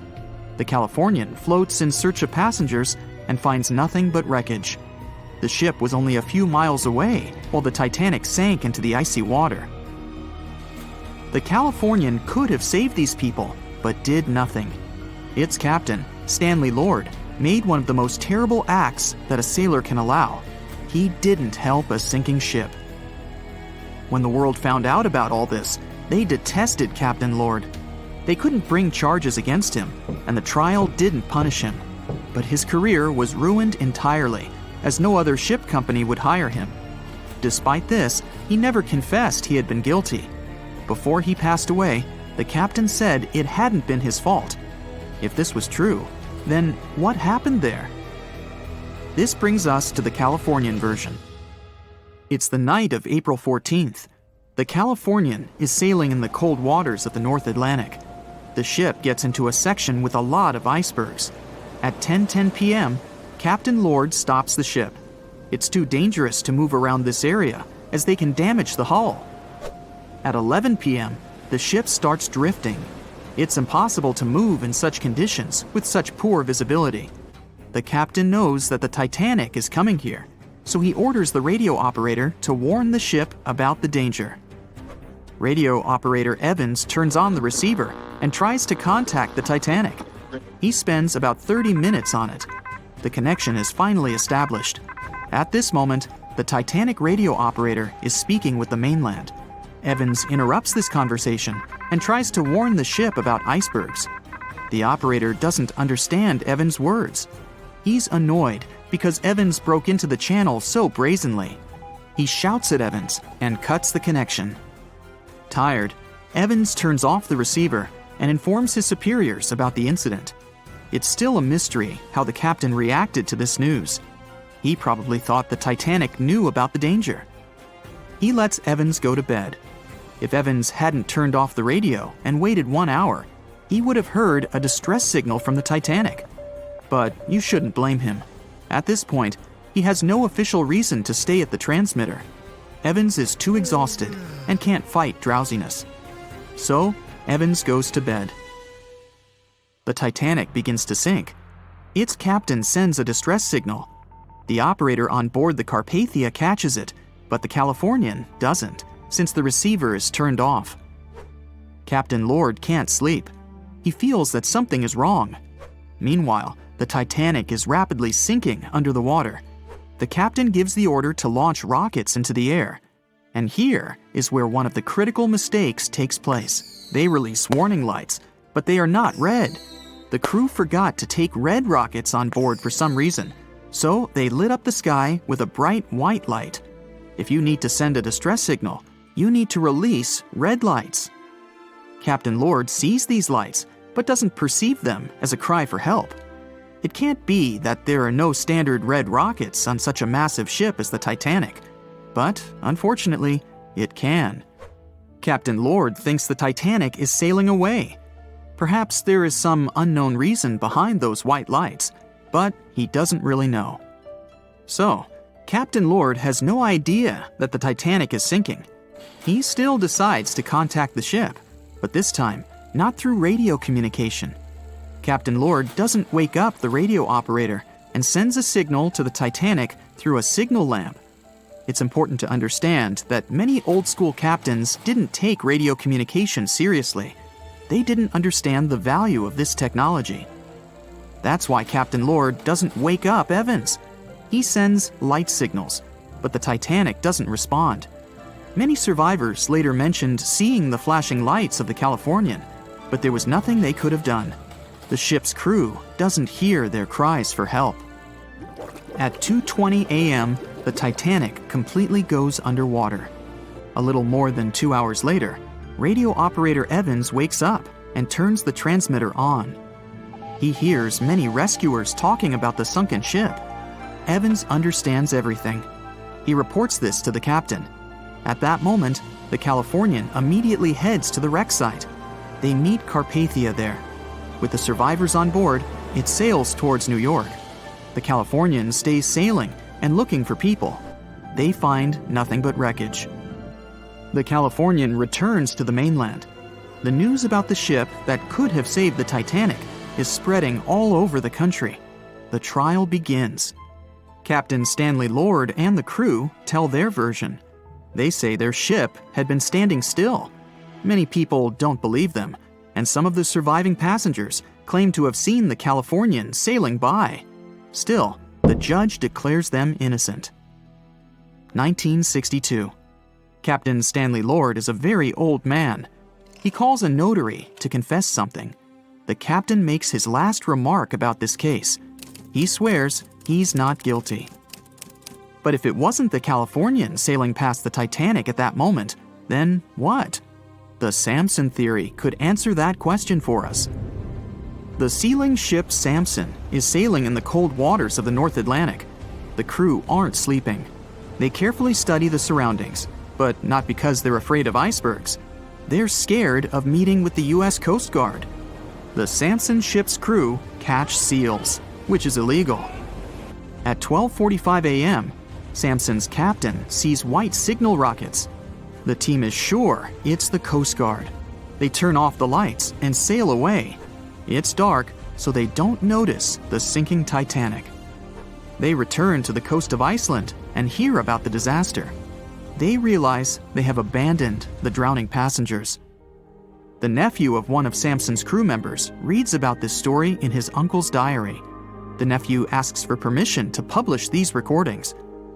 All the people realize that Captain Lord wasn't guilty, but unfortunately, he didn't live to see this moment. Actually, it's still unknown who is guilty in this story. 2 ships were nearby the Titanic. Their captains were adequate people. They would have helped save all the passengers. Their fault was that they couldn't understand what the Titanic wanted on that dark night. Someone forgot to put red flares in the box. This small but fatal detail was one of the leading causes of the tragedy. It has recently become a popular location for many tourists looking for the perfect place to get away from it all. If you're lucky enough to catch a sunny day here, it's like no other, I can assure you. Chances are, you'll end up having loads of foggy days, but let's be honest, they have a special allure of their own. This enchanting smile-shaped island is called Sable Island. It's located 190 miles from mainland Nova Scotia. It wasn't accessible to the general public until 2013. That's when it was added to the list of National Parks of Canada. You can get here either by plane or by water. But what's so enchanting about this place anyway? There must be something since the yearly tourist count is growing every year. Firstly, there's a spectacular number of wild horses here. There are between 200 and 500 horses roaming free all over the island. There's also a large population of gray seals. The place is also the only breeding location of a rare bird species called the Ipswich sparrow. If you're already considering a trip here, there are some things you need to know first. Remember that fog I mentioned earlier? Well, it turns out that Sable Island is the foggiest place in the Canadian Maritimes. I'm talking about approximately 127 foggy days each year. During such days, Sable Island literally disappears underneath a thick layer of fog. You won't be able to explore the place on your own either. The local regulations state that visitors need to travel within a group, and they also need to keep a 197-foot distance from the wildlife they can encounter here. As charming as this place may be, it holds a dark secret hidden beneath the sandy dunes. and it has nothing to do with beautiful creatures living here or the island's unique vegetation. Apart from being known from its horses and seals, Sable Island is infamous for an overwhelming number of shipwrecks. Over the years, about 350 ships have ended their lives here, on these sandbars. When survivors described their experiences, they usually mentioned harsh weather conditions near this mysterious island. The island also made its way into literature when it was described in a book called The Perfect Storm, which was written by Sebastian Junger and published in 1997. The book was so successful that it was later adapted for the big screen in 2000, with George Clooney playing the leading role. The first recorded shipwreck near Sable Island dates back to 1583. The boat was named the HMS Delight and was under the command of British adventurer and explorer Sir Humphrey Gilbert. Only 17 people managed to survive the catastrophe by escaping in a small boat. Records mention that they spent 7 days at sea before reaching the shores of Newfoundland. In 1884, another vessel named the Nicosia struggled in the thick fog as well. The ship was completely destroyed, but fortunately, all 18 crew members managed to survive. The captain's son was almost lost at sea when a lifeboat capsized when he was climbing into it. He somehow managed to stay underneath the lifeboat, which was completely submerged. When this lifeboat righted, he eventually emerged from the water and was rescued for the second time. The years between 1947 and 1999 were relatively quiet on the island. In 1999, though, a yacht called the Merrimack ran aground near the shore of the island at about 2 a.m. on July 27th. The 40-foot fiberglass boat had a crew of only 3 people. Natural gas exploration workers, who were luckily not far away, rescued them. The crew managed to fly safely to Halifax the next day. The owner of the Merrimack tried to recover his boat by hiring local fishermen. Unfortunately, this operation was unsuccessful, since only the fittings of the yacht were eventually saved. It took no more than 6 weeks for the sand and waves to crush and completely break up the hull of the Merrimack. So what is it about this place that's so dangerous for boats? Does it have anything to do with the weather? Or maybe there's other forces at play? The explanation turns out to be a bit more complex, and it wasn't easy to figure out, at least not way back in the 1500s. First of all, the island is located close to one of the world's richest fishing grounds.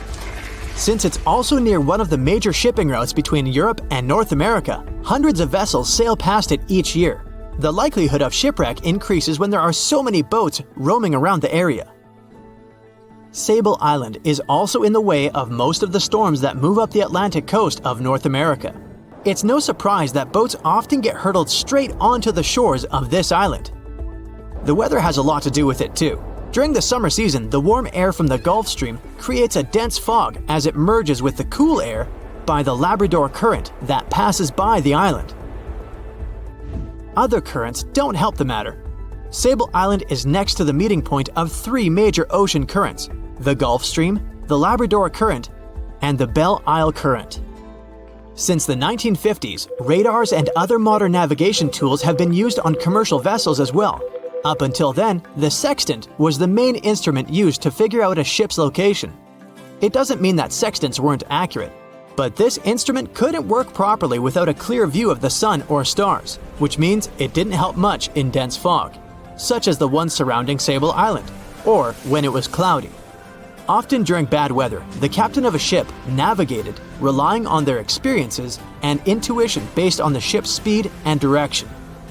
That's why most of the survivors in shipwrecks near Sable Island said that the captain had simply miscalculated the ship's position, crashing into Sable Island by accident. This dusty, sandy land is as unfriendly to ships as it is to trees.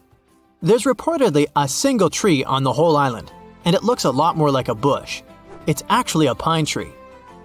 And since the famous island horses don't see it as much of a food source, it somehow managed to survive. Reports say that the tree was planted back in the 1950s. Local authorities were trying to grow a forest on the island to make it a bit more welcoming.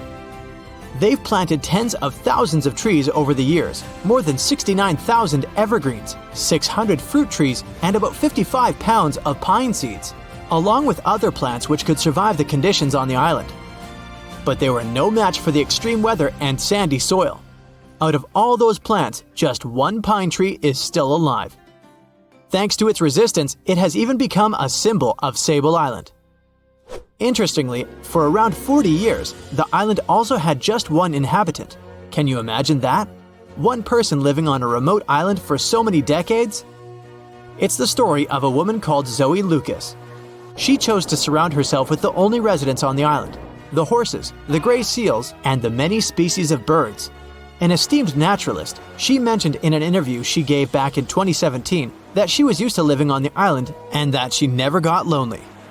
To survive here, she had to put together an essentials kit. It included a notebook to take notes and a pair of binoculars to study the wildlife. You can safely assume she wasn't scared of the intimidating surroundings, since she decided to eventually call this place home. At first, Zoe wanted to set up camp on one end of the island, near some abandoned buildings. But eventually, she settled in a wooden house near a bunch of sand dunes. A Canadian institution called the Meteorological Service of Canada put together the simple construction back in the 1940s. Parks Canada operates the building these days. Zoe's work included gathering as much data on the local horse population as possible. It could help scientists better understand how they managed to adapt to the unfriendly environment. She also helped gather the debris that made it to the shore to help track pollution levels. Among all the rubbish that she collected, there was a refrigerator and a crate full of fresh peppers.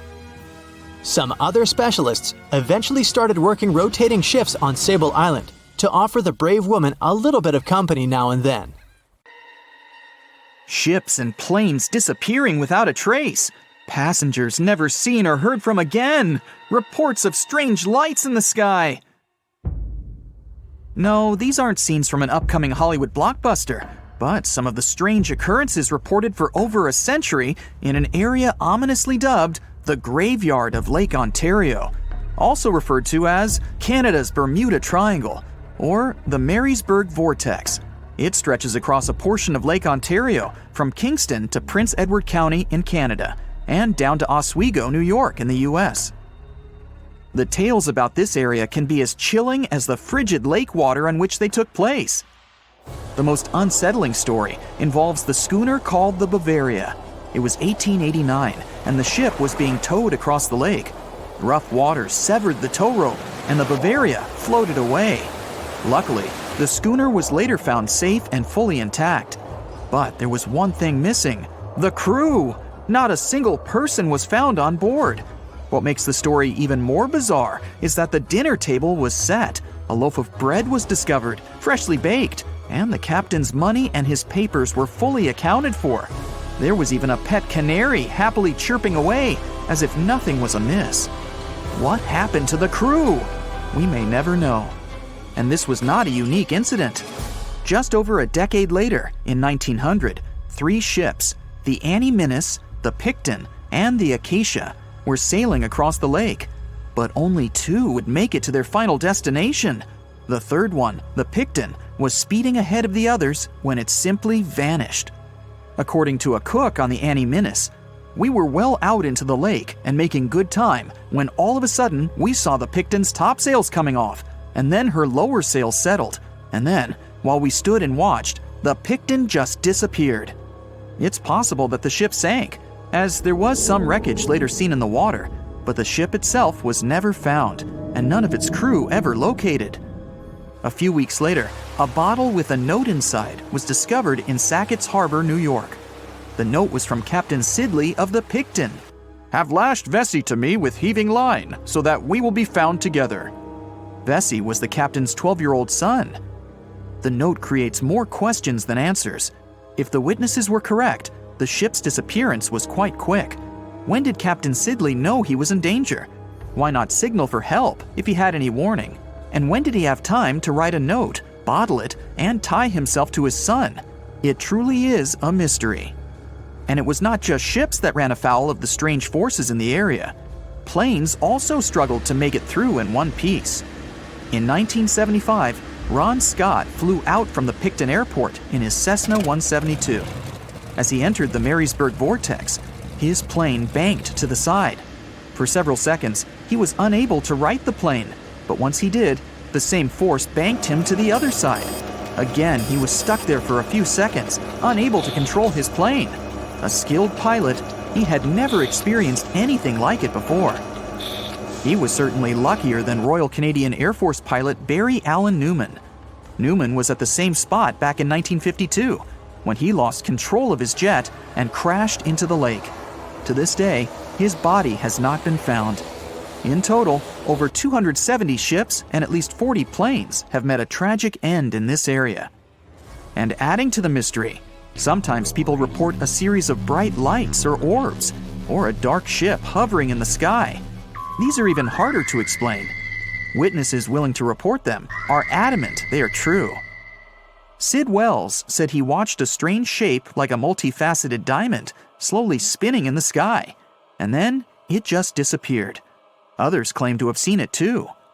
Of course, the Marysburg vortex is just one of several places around the world known as vile vortices, a term coined by biologist and writer Ivan T. Sanderson. He discovered 12 other equally spaced areas on the surface of Earth where funny things happen. The best known of these, of course, is the dreaded Bermuda Triangle. Situated in the Atlantic Ocean between Bermuda, Florida, and Puerto Rico, it has been blamed for the disappearance of thousands of people. They went in, on boats or in planes, but they never came out. Even the explorer Christopher Columbus experienced the mystery of the Bermuda Triangle during his first voyage to America in 1492. He said the compasses pointed in the wrong direction, the sea levels seemed to change dramatically, and he even spotted strange lights in the sky. In 1918, the USS Cyclops, which was one of the US Navy's biggest fuel ships, disappeared there. Since the 309 crew members were declared lost at sea when the Cyclops vanished, it's seen as the largest loss of life in the history of the US Navy in a single incident. At the time, the weather was good. The one message sent that day from the ship indicated no issues or concerns, and a distress signal was never sent. A thorough naval investigation followed. Its conclusion? Many theories have been advanced, but none that satisfactorily accounts for the ship's disappearance. In other words, the investigators were stumped. There's also the Dragon's Triangle, located in the Pacific Ocean. The most disturbing story involves a group of Japanese vessels that disappeared in the 1950s.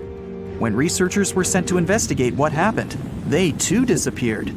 In each case, it's impossible to truly know what occurred, and it's easy to get caught up in stories of giant sea monsters lurking beneath the waves. Who doesn't like a good scare? And Sanderson was willing to accept the possibility of such stories being true. He believed the vile vortices that he studied could be explained by anything from a wrinkle in the space-time continuum to magnetic abnormalities to underwater people. Of course, Sanderson was not only a huge fan of strange places, he also wrote about strange creatures like Bigfoot and the Loch Ness Monster. His skills as an impartial scientist are questionable though. In 1948, he claimed that some 3-toed footprints found at Clearwater Beach in Florida were proof of 15-foot-tall penguins, arguing that they were impossible to fake. In 1988, Tony Singerini revealed that he and his friend, attaching some cast-iron feet to his high-top sneakers, were behind the giant penguin hoax. So maybe Sanderson isn't the most reliable source after all, but there are also some very compelling and wholly natural explanations. Let's look specifically at the Marysburg vortex. It's entirely possible that ships like the Bavaria and the Picton were done in by a mix of bad luck and bad weather. Unsettled weather is certainly not uncommon on Lake Ontario, and flash storms on the open water can prove dangerous to the most skilled sailor. And even today, with advances in weather forecasting, we get it wrong all the time. Back then, there was no way to predict that a storm was just around the corner. And the weather was just one issue. Historian Mark Seguin said that the area was always known to be dangerous, as the lakebed quickly becomes shallow along the eastern shore. There are also small rocky islands and shoals scattered throughout the area, making sailing a risky venture, especially for larger vessels or those weighed down by heavy cargo. By the mid-20th century, modern weather forecasting and improved shipbuilding alleviated most of the hazards of the Great Lakes shipping, resulting in fewer losses. The last major shipwreck in any of the Great Lakes was that of the SS Edmund Fitzgerald, which sank off the coast of Lake Superior in 1975, with 29 crew members going down with it. It seems the vortex is no match for human progress. And as for lights or images in the sky, in most cases, it's the result of an interesting phenomenon called thermal or temperature inversion. When this happens, a layer of warm air becomes trapped under cold air. This can result in mirages or reflections. So, a light on the ground that is miles away can be reflected in the sky, giving the impression of a flying object. Other parts of the mystery may be solved with a little time. Lake Ontario's freshwater and frigid temperatures help preserve the ships and planes that came to rest there. As divers and researchers continue to explore the area, maybe we'll finally learn the fate of the Bavaria, the Picton, Captain Sidley, and his son. So in 2017, over 25 million people boarded cruise ships all over the world. Now, if you're keeping count, that's more than the total population of Greece. It's become America's favorite choice when it comes to going on vacation. It's easy to see why hopping aboard a cruise ship becomes more popular each year. Heading out on a cruise is also coming back in style with newer generations. 2/3 of Gen Y and millennials say that cruising is their new preferred type of vacation. How's that? Well, let's see. It's easy to plan in advance. On board, you can find activities for all family members, and you get a chance to visit several different destinations in one trip. An added bonus of booking a cruise? You can sample various places for a future time off. The entertainment on board is often top-notch, providing passengers with an added taste of luxury. And the amenities and accommodations are generally very reliable. Not to mention that it gives tourists that feeling of actually getting away from everything that people strive for while out of the office. Royal Caribbean International is one of the largest cruise lines in the world, with just over 19% of the cruise market as of 2018. Its current fleet is divided into many different classes of ships, including the Voyager class, Radiance, and Quantum. The latest addition to the Royal Caribbean International's impressive fleet was built in 2018. Wonder of the Seas is now the largest cruise ship in the world. Since this spectacular liner has just had her maiden voyage in March 2022, let's look at some of the incredible perks it has to offer its passengers. For starters, the boat is so big that it had to be split into neighborhoods. Well, it figures since Wonder of the Seas can accommodate almost 7,000 passengers. Fond of New York? Well, no worries. Wonder of the Seas has a central park of its own, with an estimated 10,000 plants to check out. The ship's central park is a feature of all Oasis-class ships, being one of the so-called neighborhoods. Let's look at some other areas, shall we? Like this boardwalk, a place that includes an arcade, a candy store, and a sports bar. It's best suited for long walks. There's a pool and sports zone on Wonder of the Sea. These areas feature the ship's numerous pools and hot tubs. There are many activities to check out on the sports court. Then there's the Royal Promenade, or Promenade if you prefer. That's the main road on Wonder of the Seas, with bars, lounges, and places to grab a cup of coffee, or a luxurious latte. The entertainment neighborhood is the focal point for leisure activities on the ship. Here, guests can find a comedy club, an ice skating rink, and even a theater. The spa and fitness area is a tranquil zone with a huge array of treatments available. The fitness center is free of charge, by the way, so there's no excuse for guests to skip a leg day. An extra eighth zone was added to Wonder of the Seas. It's called the Suite Neighborhood. This is an exclusive area designed for guests staying in the suites. Oh, now I get it. It's located at the top of the ship. Guests here have designated staff members called Royal Genies. Yeah, if you rub a lamp in your suite, they appear. Nah, not really. The genies are similar to butlers. They can cater to just a few cabins. Of course, the cruise line wants to divert other guests from asking these crew members various questions and taking their time. That's why the genies don't wear name tags in public areas.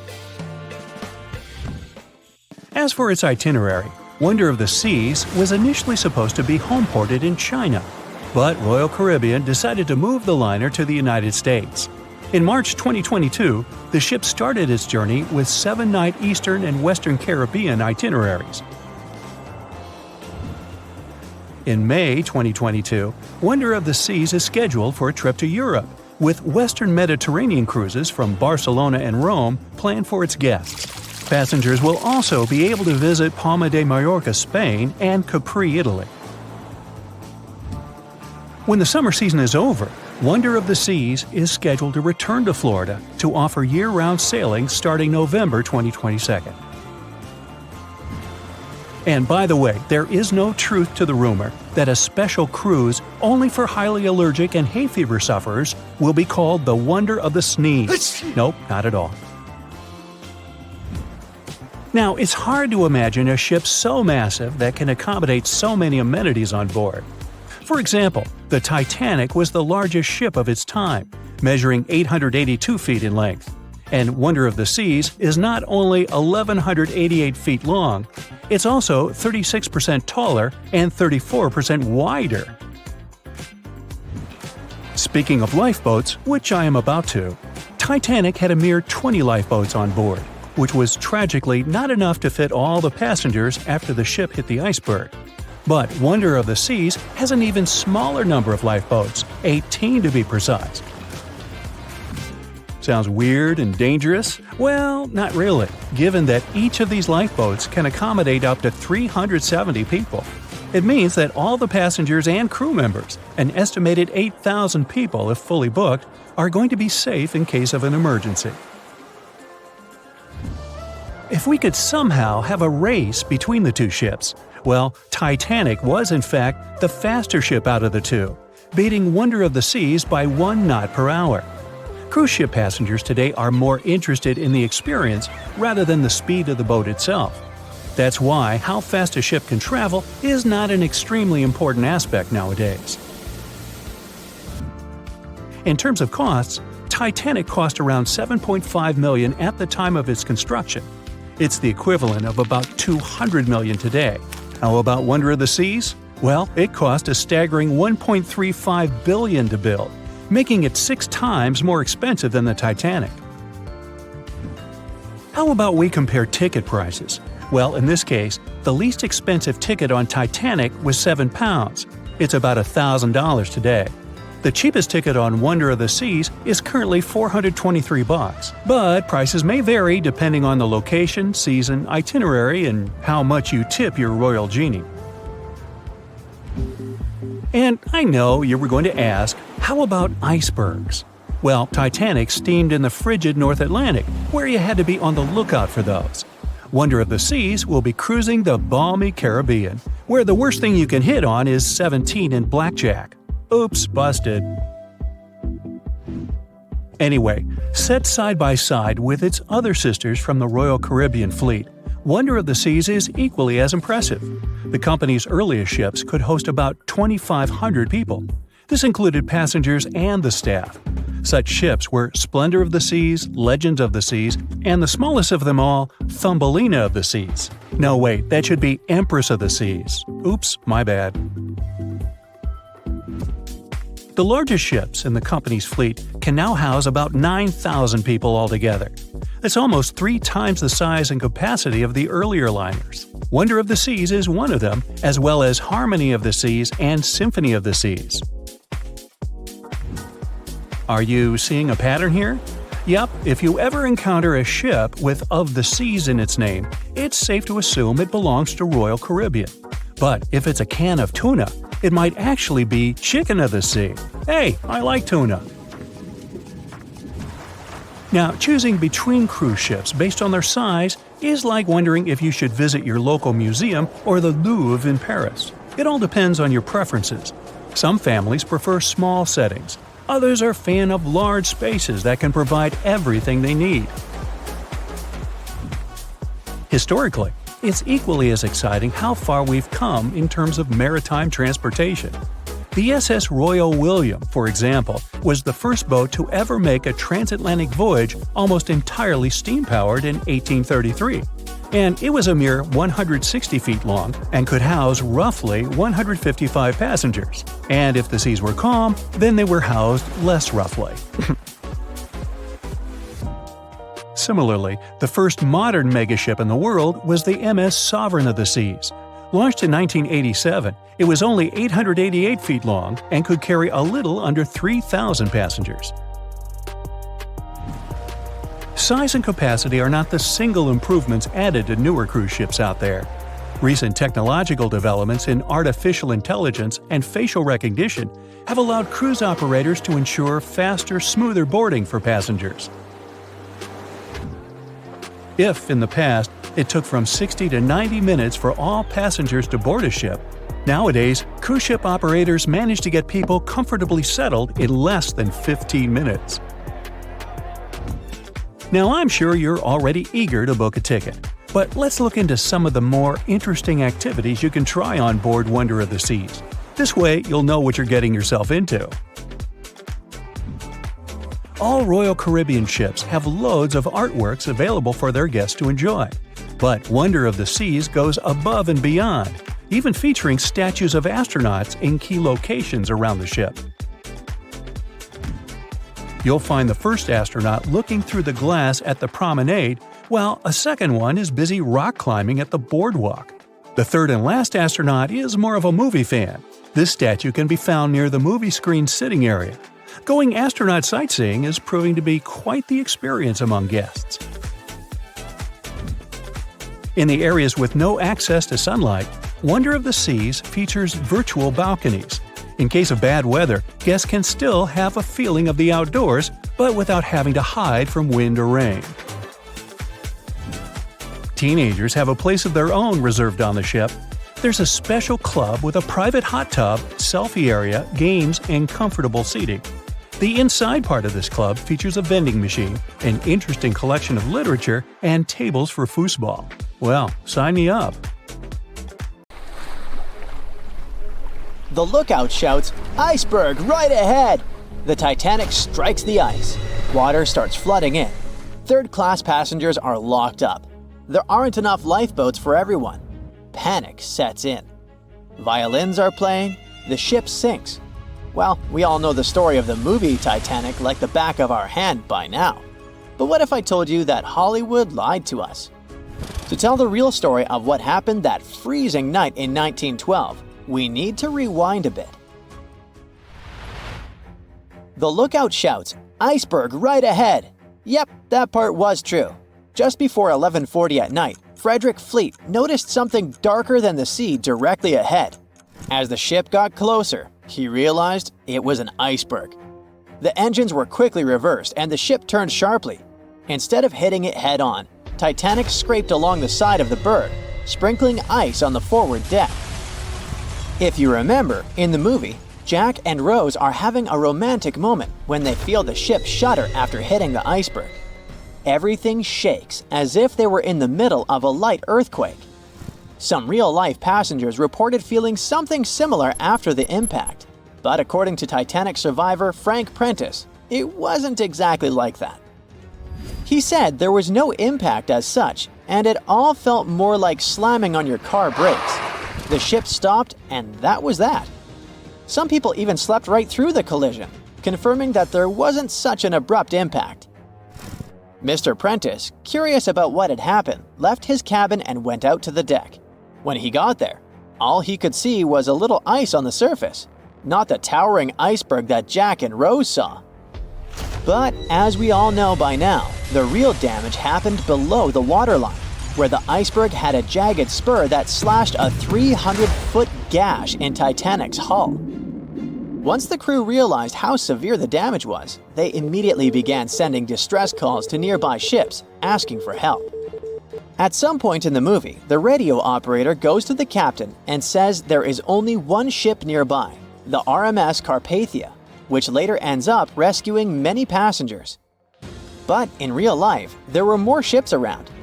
It's believed that the SS Californian was only about 23 miles away.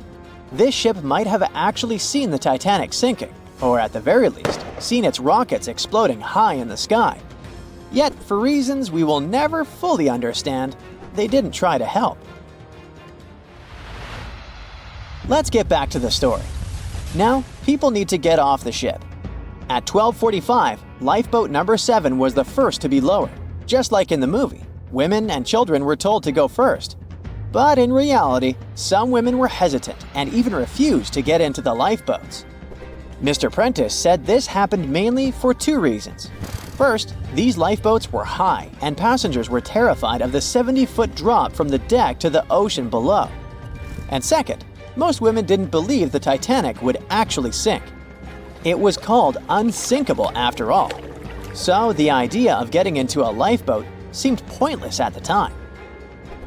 This mindset probably explains why Eloise Smith, a first-class passenger, recalled that there was no panic or chaos at first. Other survivors backed this up, saying that no women or kids were crying. But one thing that was indeed concerning, at least for the crew, was the possibility that the lifeboats might buckle under too much weight. This is one of the theories why the first few lifeboats left carrying only a fraction of their full capacity.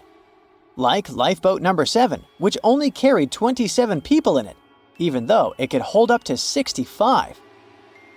In total, Titanic had 20 lifeboats, which could carry about half of the 2,200 people on board that night. But that didn't happen. And now we know the passengers had no idea there weren't enough for everyone. As women were calmly getting into the first lifeboats, musicians headed up to the deck. Their only goal was to play and keep the passengers calm. That's a pretty well-known fact. But the real story is that some survivors said they never saw or heard the band. No violinists whatsoever. It's not like Hollywood misled you though. The musicians did play for over 2 hours after the ship had hit the iceberg. So maybe these passengers were just too panicked to notice the songs, or the musicians started playing later than we think. Now it's time to talk about the terrible treatment that third-class passengers received. The movie portrayed the crew as cruel, locking the less fortunate below deck like animals, giving them no chance to reach the lifeboats and save their lives. But the official inquiry into the disaster suggested that wasn't true. I mean, yes, fewer third-class passengers survived compared to those in first and second class, but there were other factors at play. Many third-class passengers were reluctant to leave the ship, clinging to their belongings, and had a harder time making their way up from the cabins, which were at extreme ends of the ship. Some survivors confirmed that they were not locked up. In fact, it was quite the opposite. Mrs. George Wabi, a Lebanese woman traveling in third class, said that when chaos had erupted, some brave crew members and well-dressed first-class passengers had actually helped her get up to the first-class deck and eventually onto a lifeboat. At first, the Titanic was sinking slowly, bit by bit. Passengers reported seeing the water rising and hearing pops and cracks. Then, there was a loud boom. Some said there had been just one explosion, while others described it as a series of smaller explosions, which they'd thought had been the bulkheads giving way. And there's also a group of people who said they had only heard a rumbling sound. So not everyone agreed on the sound they had heard, but one thing is a fact. By 2:18 in the morning, the lights on Titanic went out, and the ship plunged into complete darkness. As the bow continued sinking, the stern rose out of the water, putting immense pressure on the middle of the ship. This caused the Titanic to break in two. In James Cameron's movie, this moment is pretty dramatic, with the ship sinking almost straight down into the water. But in reality, the break probably happened at a much lower angle, likely just below the waterline. Even so, it tilted enough that people couldn't stay on their feet and started sliding into the water. One interesting thing is that it wasn't until the wreckage was found in 1985 that it was finally confirmed the Titanic had broken apart. Up until then, survivors had given conflicting stories. At least 8 survivors claimed they had seen the ship split. Emily Ryerson, a first-class passenger, described it as if the Titanic had been sliced in half with a knife. But there was also a small number of witnesses that insisted Titanic had gone down intact. At the time, this theory was more accepted because most people still didn't believe that the supposedly indestructible ship could break in half. So why the conflicting reports? Okay, so what you don't see in the movies, for obvious reasons, is how incredibly dark it was when the tragedy happened.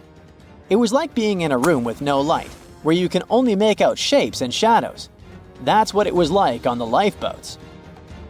This means passengers couldn't really see what was happening, and most of those who were close to the ship either lost their lives or were too focused on trying to survive to pay attention to the details of the wreck. Although James Cameron's film didn't fully capture how terrifyingly dark the disaster truly was, the 2012 TV series Titanic did a better job of showing the pitch-black horror of that night. Even then, the reality was much darker and more terrifying than either of these two productions could portray. This place has no time zone, no landmass, and the sun rises and sets here just once a year. For over 400 years, since the era of King Henry VIII, thousands of explorers from all over the world were trying to reach this elusive spot, the North Pole. Some were hoping to find a northwest or northeast passage to China and the Indies, and others just wanted to see what it was like. In 1773, the British Royal Navy organized the first scientific expedition to the North Pole. Constantine Phipps volunteered to lead the mission. It was difficult for the two ships to move through thick ice, and they had to be towed using smaller boats. At some point, Phipps was ready to leave the ships as they saw a completely frozen sea. But in the end, they broke free from the ice and escaped into the open sea to return home without reaching the goal. In 1882, American explorer James Booth Lockwood managed to get closer to the goal than anyone else. By that time, at least 750 people in 42 expeditions had lost their lives trying to make it to the pole. On the 7th of September, 1909, the New York Times came out with a sensational front page. Peary discovers the North Pole after 8 trials in 23 years. Robert E. Peary, an American explorer, claimed to have reached the North Pole in April of the same year. But communication back then was slower than now, so the message had only reached New York by September. A week before the famous headline, the New York Herald had published its own front-page sensation. The North Pole is discovered by Dr. Frederick A. Cook. Cook, another American explorer, had vanished into the Arctic for over a year and had everyone convinced he reached the pole in April 1908, a whole year before Peary. It was tricky to provide evidence any of them had actually reached the goal back then. Their goal was constantly moving on sea ice, unlike the South Pole on steady land, so they couldn't just leave a flag or some other proof there. A travel diary full of details of the journey, including daily distances, the position of the stars, and the like, would probably do as evidence. But neither Cook nor Peary were able to provide any of this backup information. So each of them started a campaign to prove they were honest and trustworthy. Peary was mentioned as the North Pole discoverer until 1988. That's when the National Geographic Society revisited the evidence and found that his records really didn't prove his claim. Cook's claim was neither proven nor disproven. Australian-born British explorer Sir Hubert Wilkins went on his first expedition to the North Pole in 1913. That's when he got the idea to reach the goal by submarine. In 1931, he borrowed a special submarine named O-12 from the U.S. Navy. The future mission had 2 goals: to do scientific experiments while floating on ice and moving underwater, and to reach the North Pole by traveling beneath the ice. They planned to study the weather, take temperature measurements, and collect water samples from both the surface and the sea floor. The submarine Sir Hubert used was brought to a shipyard in New Jersey to be modified. They added the latest scientific equipment and changed the outside so the submarine could travel under the ice. On March 16th, the submarine left the shipyard to start its journey to the Brooklyn Navy Yard in New York. But even before leaving the Delaware River, they faced delays. A snowstorm forced them to stop at the Philadelphia Navy Yard, and they had to stop again to get more fuel. When the submarine was entering New York Harbor, a crew member who was just 27 years old fell overboard and drowned. The submarine was officially renamed Nautilus, and the grandson of Jules Verne, the author of 20,000 Leagues Under the Sea, which inspired the new name, was there to see it. Before starting their journey, the crew tested the Nautilus in different spots off the New England coast. They faced criticism and were already 2 months behind schedule, so they decided to head straight to England. During their trip across the Atlantic, they sailed into severe storms. On the 13th of June, the starboard engine broke down. Then, the port engine failed because it was overused. While crossing the Atlantic, Sir Hubert Wilkins kept radioing the submarine's position back to the United States. After both engines failed, they sent out an SOS. On June 15th, the USS Wyoming, a huge ship on a training cruise with naval students, reached the Nautilus. The Wyoming towed the broken submarine to Queenstown, Ireland, and then it was taken to Devonport, England for repairs. They had to wait for spare parts from the United States, which caused more delays. Once the Nautilus was fixed, they headed to Bergen, Norway, to meet the submarine science officers and get more equipment. One of the most important additions in Bergen was a diving chamber, which allowed them to lower scientific tools into the water through a special hatch. On August 5th, the Nautilus finally left Bergen and headed north to find ice floes. They had lots of delays because of mechanical problems and storms. One storm even made the submarine tilt at crazy angles. Finally, on August 19th, they saw the first ice floe. For a few days, they followed the ice's edge, looking for a good spot to dive. 3 days later, they tried to dive under the ice, but discovered that the submarine's diving rudders were missing. One diver went overboard to check and saw that someone must have broken off the rudders on purpose. This made Wilkins think that someone on the crew had sabotaged the submarine because they didn't trust the mission. Even without the rudders, Wilkins still wanted to do some of his scientific experiments. On the last day of August, they found a way to force the Nautilus under a 3-foot-thick ice floe. They had to fill the ballast tanks and adjust the trim. They managed to make more dives under this ice this way before the journey ended. After a few more days of trying to do research, Wilkins decided it was too dangerous to stay at sea. The Nautilus arrived at Svalbard, the Norwegian archipelago between mainland Norway and the North Pole, on September 8th, after going through the worst storm of the trip. They planned to go to a port in England, but another storm caused a lot of damage and made the engines fail, so they had to stop in Bergen again. After getting permission from the United States Shipping Board, the Nautilus was towed out of Bergen and sunk in a Norwegian fjord on November 13, 1931. In 1958, a U.S. submarine with the same name, Nautilus, became the first vessel that reached the North Pole by traveling under the ice. This Nautilus was much bigger than the submarines that came before it. It was 319 feet long and weighed 3,590 tons. For comparison, the other Nautilus was 175 feet long. Unlike other submarines, the new Nautilus could stay underwater for a longer time because of its special atomic engine didn't need air and only used a tiny amount of nuclear fuel. On July 23, 1958, it left Pearl Harbor, Hawaii on Operation Sunshine. There were 116 people on board, Commander Anderson, 111 officers and crew, and 4 civilian scientists. The Nautilus traveled north through the Bering Strait and only surfaced once at Point Barrow, Alaska. On August 1st, the submarine left the north coast of Alaska and dove under the Arctic ice cap. The submarine traveled at a depth of 500 feet, with the ice above it between 10 to 50 feet thick. At 11:15 p.m. on August 3rd, Commander Anderson told his crew, "For the world, our country, and the Navy, the North Pole." And the Nautilus went right under the North Pole without stopping. On August 5th, the submarine came up in the Greenland Sea, and then 2 days later, it finished its historic trip in Iceland.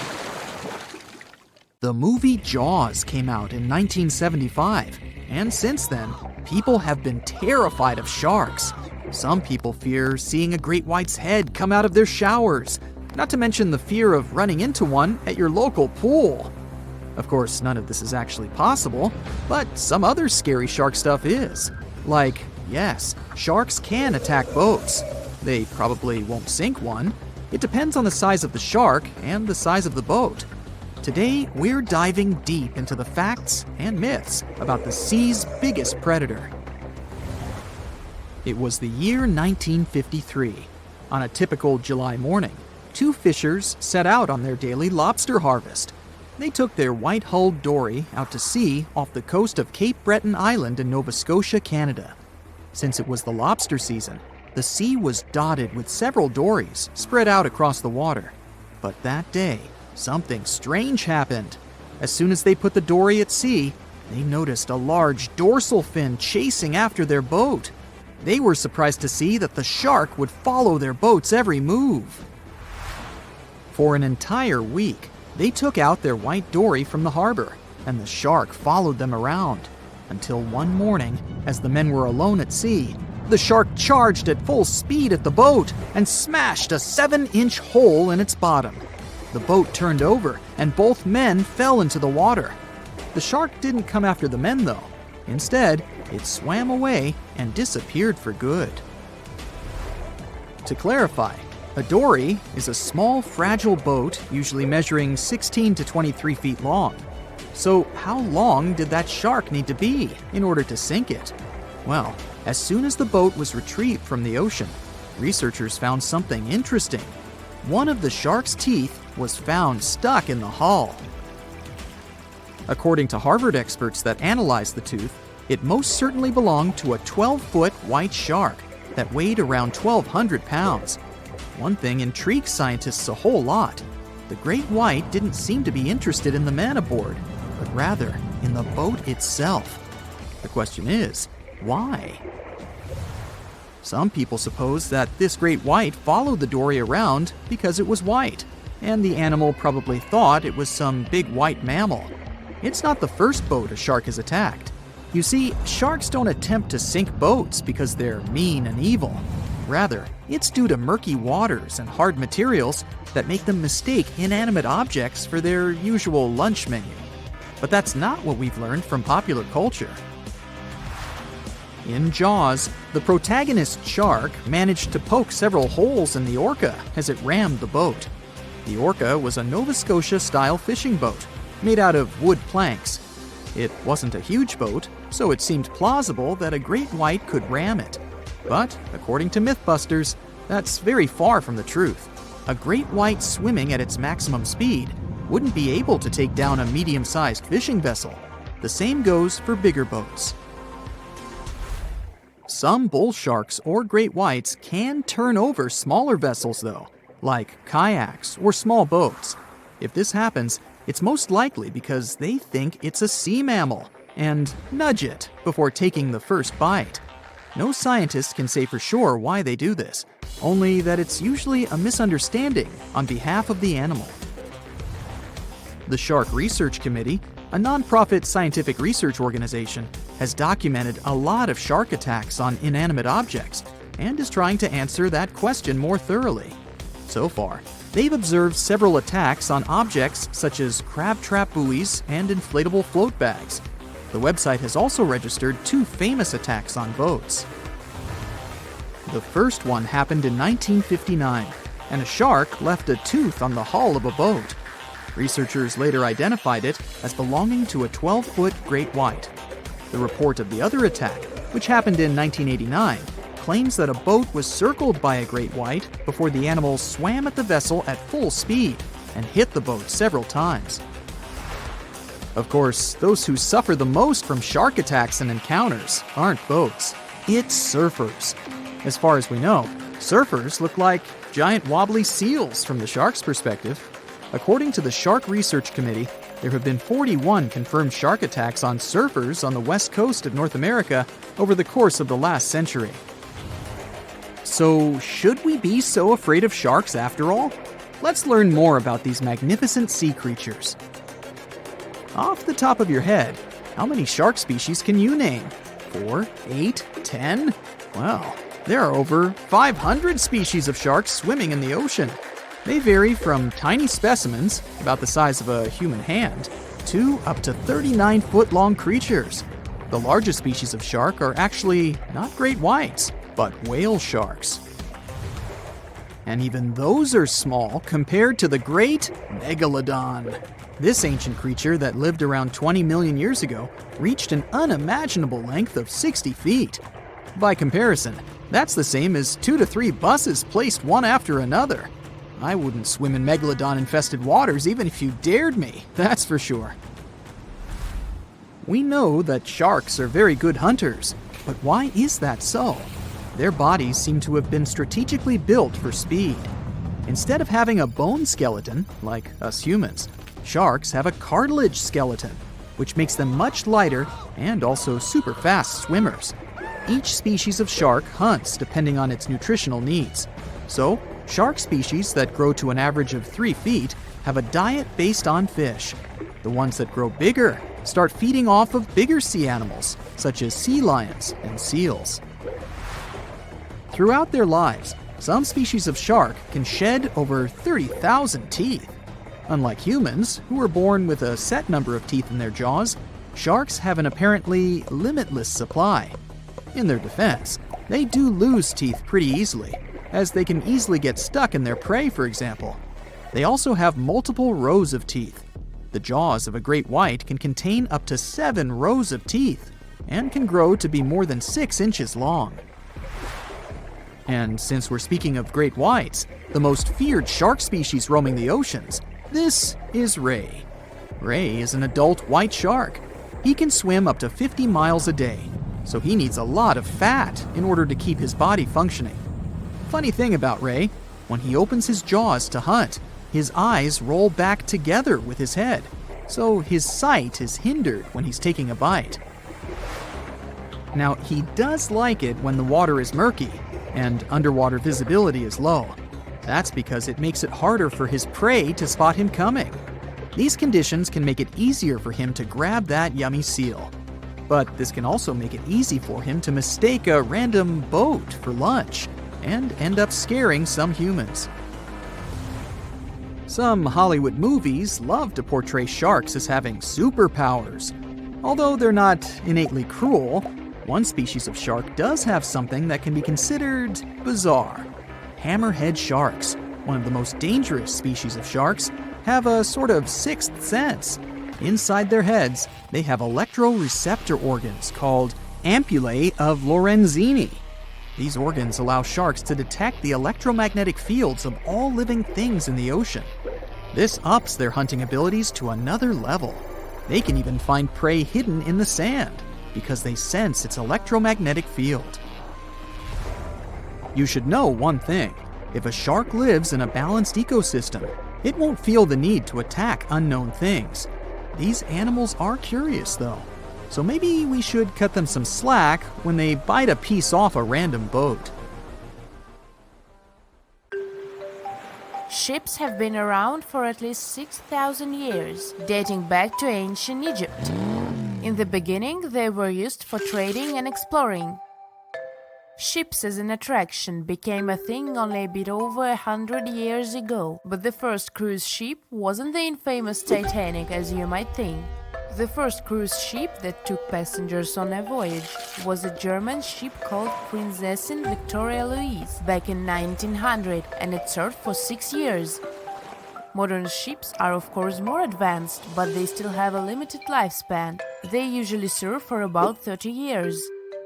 A ship much older than that isn't considered safe and stable anymore due to the metal fatigue, most often of the ship's hull. After ships finish their lifespan, they retire and get sent to a shipyard, where they get scrapped. Most famous and beloved ships have a better fate. They get turned into hotels and attractions. Since ships are extremely expensive to build, no wonder that they are so huge, often as long as 3 football fields and as tall as 20-story building. The companies want to accommodate as many passengers as possible, because it means better profits. Also, cruise ship cabins are built separately from the ship, because otherwise there wouldn't be enough space for the construction. They're added to the vessel already in the shipyard, where the ship is put together. Quite often, different parts of the ship are even built by different companies. Voyages are fun, but if you need to get somewhere fast, cruise ships shouldn't be your first choice, because they are very slow. On average, they travel at the speed of just 23 miles per hour. Ships travel way slower than cars and planes, because they move huge amounts of water. Move on the ground and you're fast. Now step in a swimming pool and try to run there. It'll be way harder for you to do, and you'll be way slower, barely moving through. Now keep in mind that you are much smaller than a ship. As we've seen, ships are massive. When you put something in the water, it displaces the amount of water that is equivalent to its weight. So a ship displaces thousands of tons of water and then pushes through it. That's why they are slow. Such huge ships sure have big anchors. An average anchor weighs like 4 grown-up elephants. The crew members try to avoid dropping the anchor when it's possible, because such a massive thing can severely harm the ecosystems at the bottom of the sea. When boarding a ship, the first thing we have to notice is lifeboats. The Titanic was designed to carry 64 lifeboats, but it only had 20 of them. The rest is history, but ever since what happened to the Titanic, ships are required to have safety equipment to accommodate 125% of the people on the ship. So, it's even more than required, just to be on a safe side. But here is the story. In 1915, 3 years after the Titanic sank, a cruise ship called SS Waratah, which was loaded with extra lifeboats and rafts, sank under the heavy weight of all that extra equipment. But don't worry, it never happened again. Even though modern cruise ships are very safe, it's good to be prepared. So let's take a look inside one of those lifeboats. Firstly, they are orange in color, and it's not just some orange. This one has a special name, International Bright Orange. Of course, there is a good reason to use it, better visibility.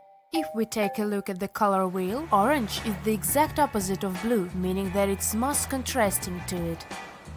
So, in between the sea and the sky, which usually appear blue, an orange boat will be the most visible.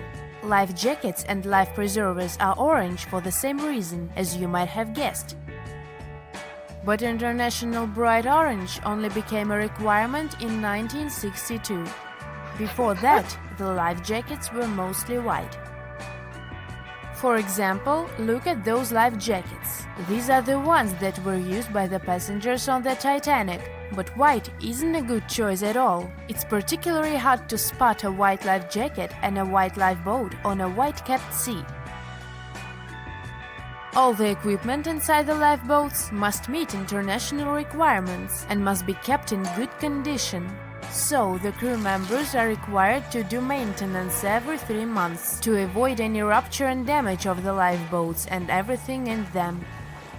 Firstly, there is a fresh water and food ration, for obvious reasons.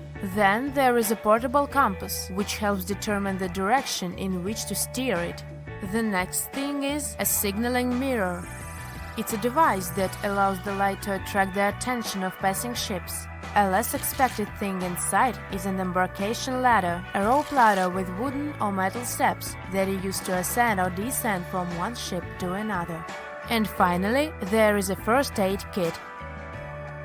All cruise ships pick up standard sailors and fishermen, and that happens quite often. So don't be surprised if your cruise ship stops in the middle of the sea to pick someone up. It's common practice. Ships can even change their course to pick up some stranded sailors if they get a distress call. Have you noticed that all ships, both cruise ships and container ships, always have the bottom of the hull painted red? Yes, it's a thing. In early times, when ships were mostly made of wood, sailors were painting the hulls with copper paint, because it was protecting the vessel from wood-eating worms, barnacles, and seaweed. The copper was the ingredient that was giving the paint that color. All this muck wasn't only impairing the vessel's structure, but was also increasing the drag, preventing the ships from moving as fast as they could have. So, protective paint is important to reduce the number of barnacles that get accumulated. These days, of course, hull protecting ingredients can be added to any kind of paint, and there is no practical need to paint the bottom of the hull red, but it's still being done to honor the old tradition. Still, even the most modern paint doesn't allow to completely avoid the growth of barnacles on the hull. Also, most ports don't even allow you to scrape those off the hull once you dock.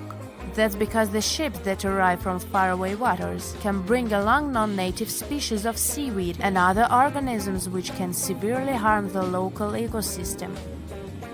Crew members sleep in that lower part of the ship, the underwater one. It's called a B deck, and there are dorm-style rooms in the hull just for the crew members. Also, you might have noticed that there are numbers painted vertically on the side of the hull. The red background helps them stand out more, which is important since those numbers are crucial. They help you understand how much load the ship is carrying. The more weight there is on board, the lower in the water the vessel will sit. If you watched movies about pirates or heard sailors talk, you might have noticed that the ships are referred to as she and often have female names. It is an old tradition to consider a ship as a female figure, most often a mother or a female deity that is guiding and protecting the crew. It is also believed that the name of the ship brings good luck to the ship, as well as to the crew and the passengers. People who spend their lives in the sea have many superstitions regarding boats. Finding a cat aboard is considered good luck, even if the cat is black. They are very handy because they hunt mice, therefore keeping the ship clean and safe. But bananas aboard is a no-no. It's especially common among fishermen. They believe that if there are bananas in the boat, the fish won't. That's it for today. So hey, if you pacified your curiosity, then give the video a like and share it with your friends. Or if you want more, just click on these videos and stay on the bright side.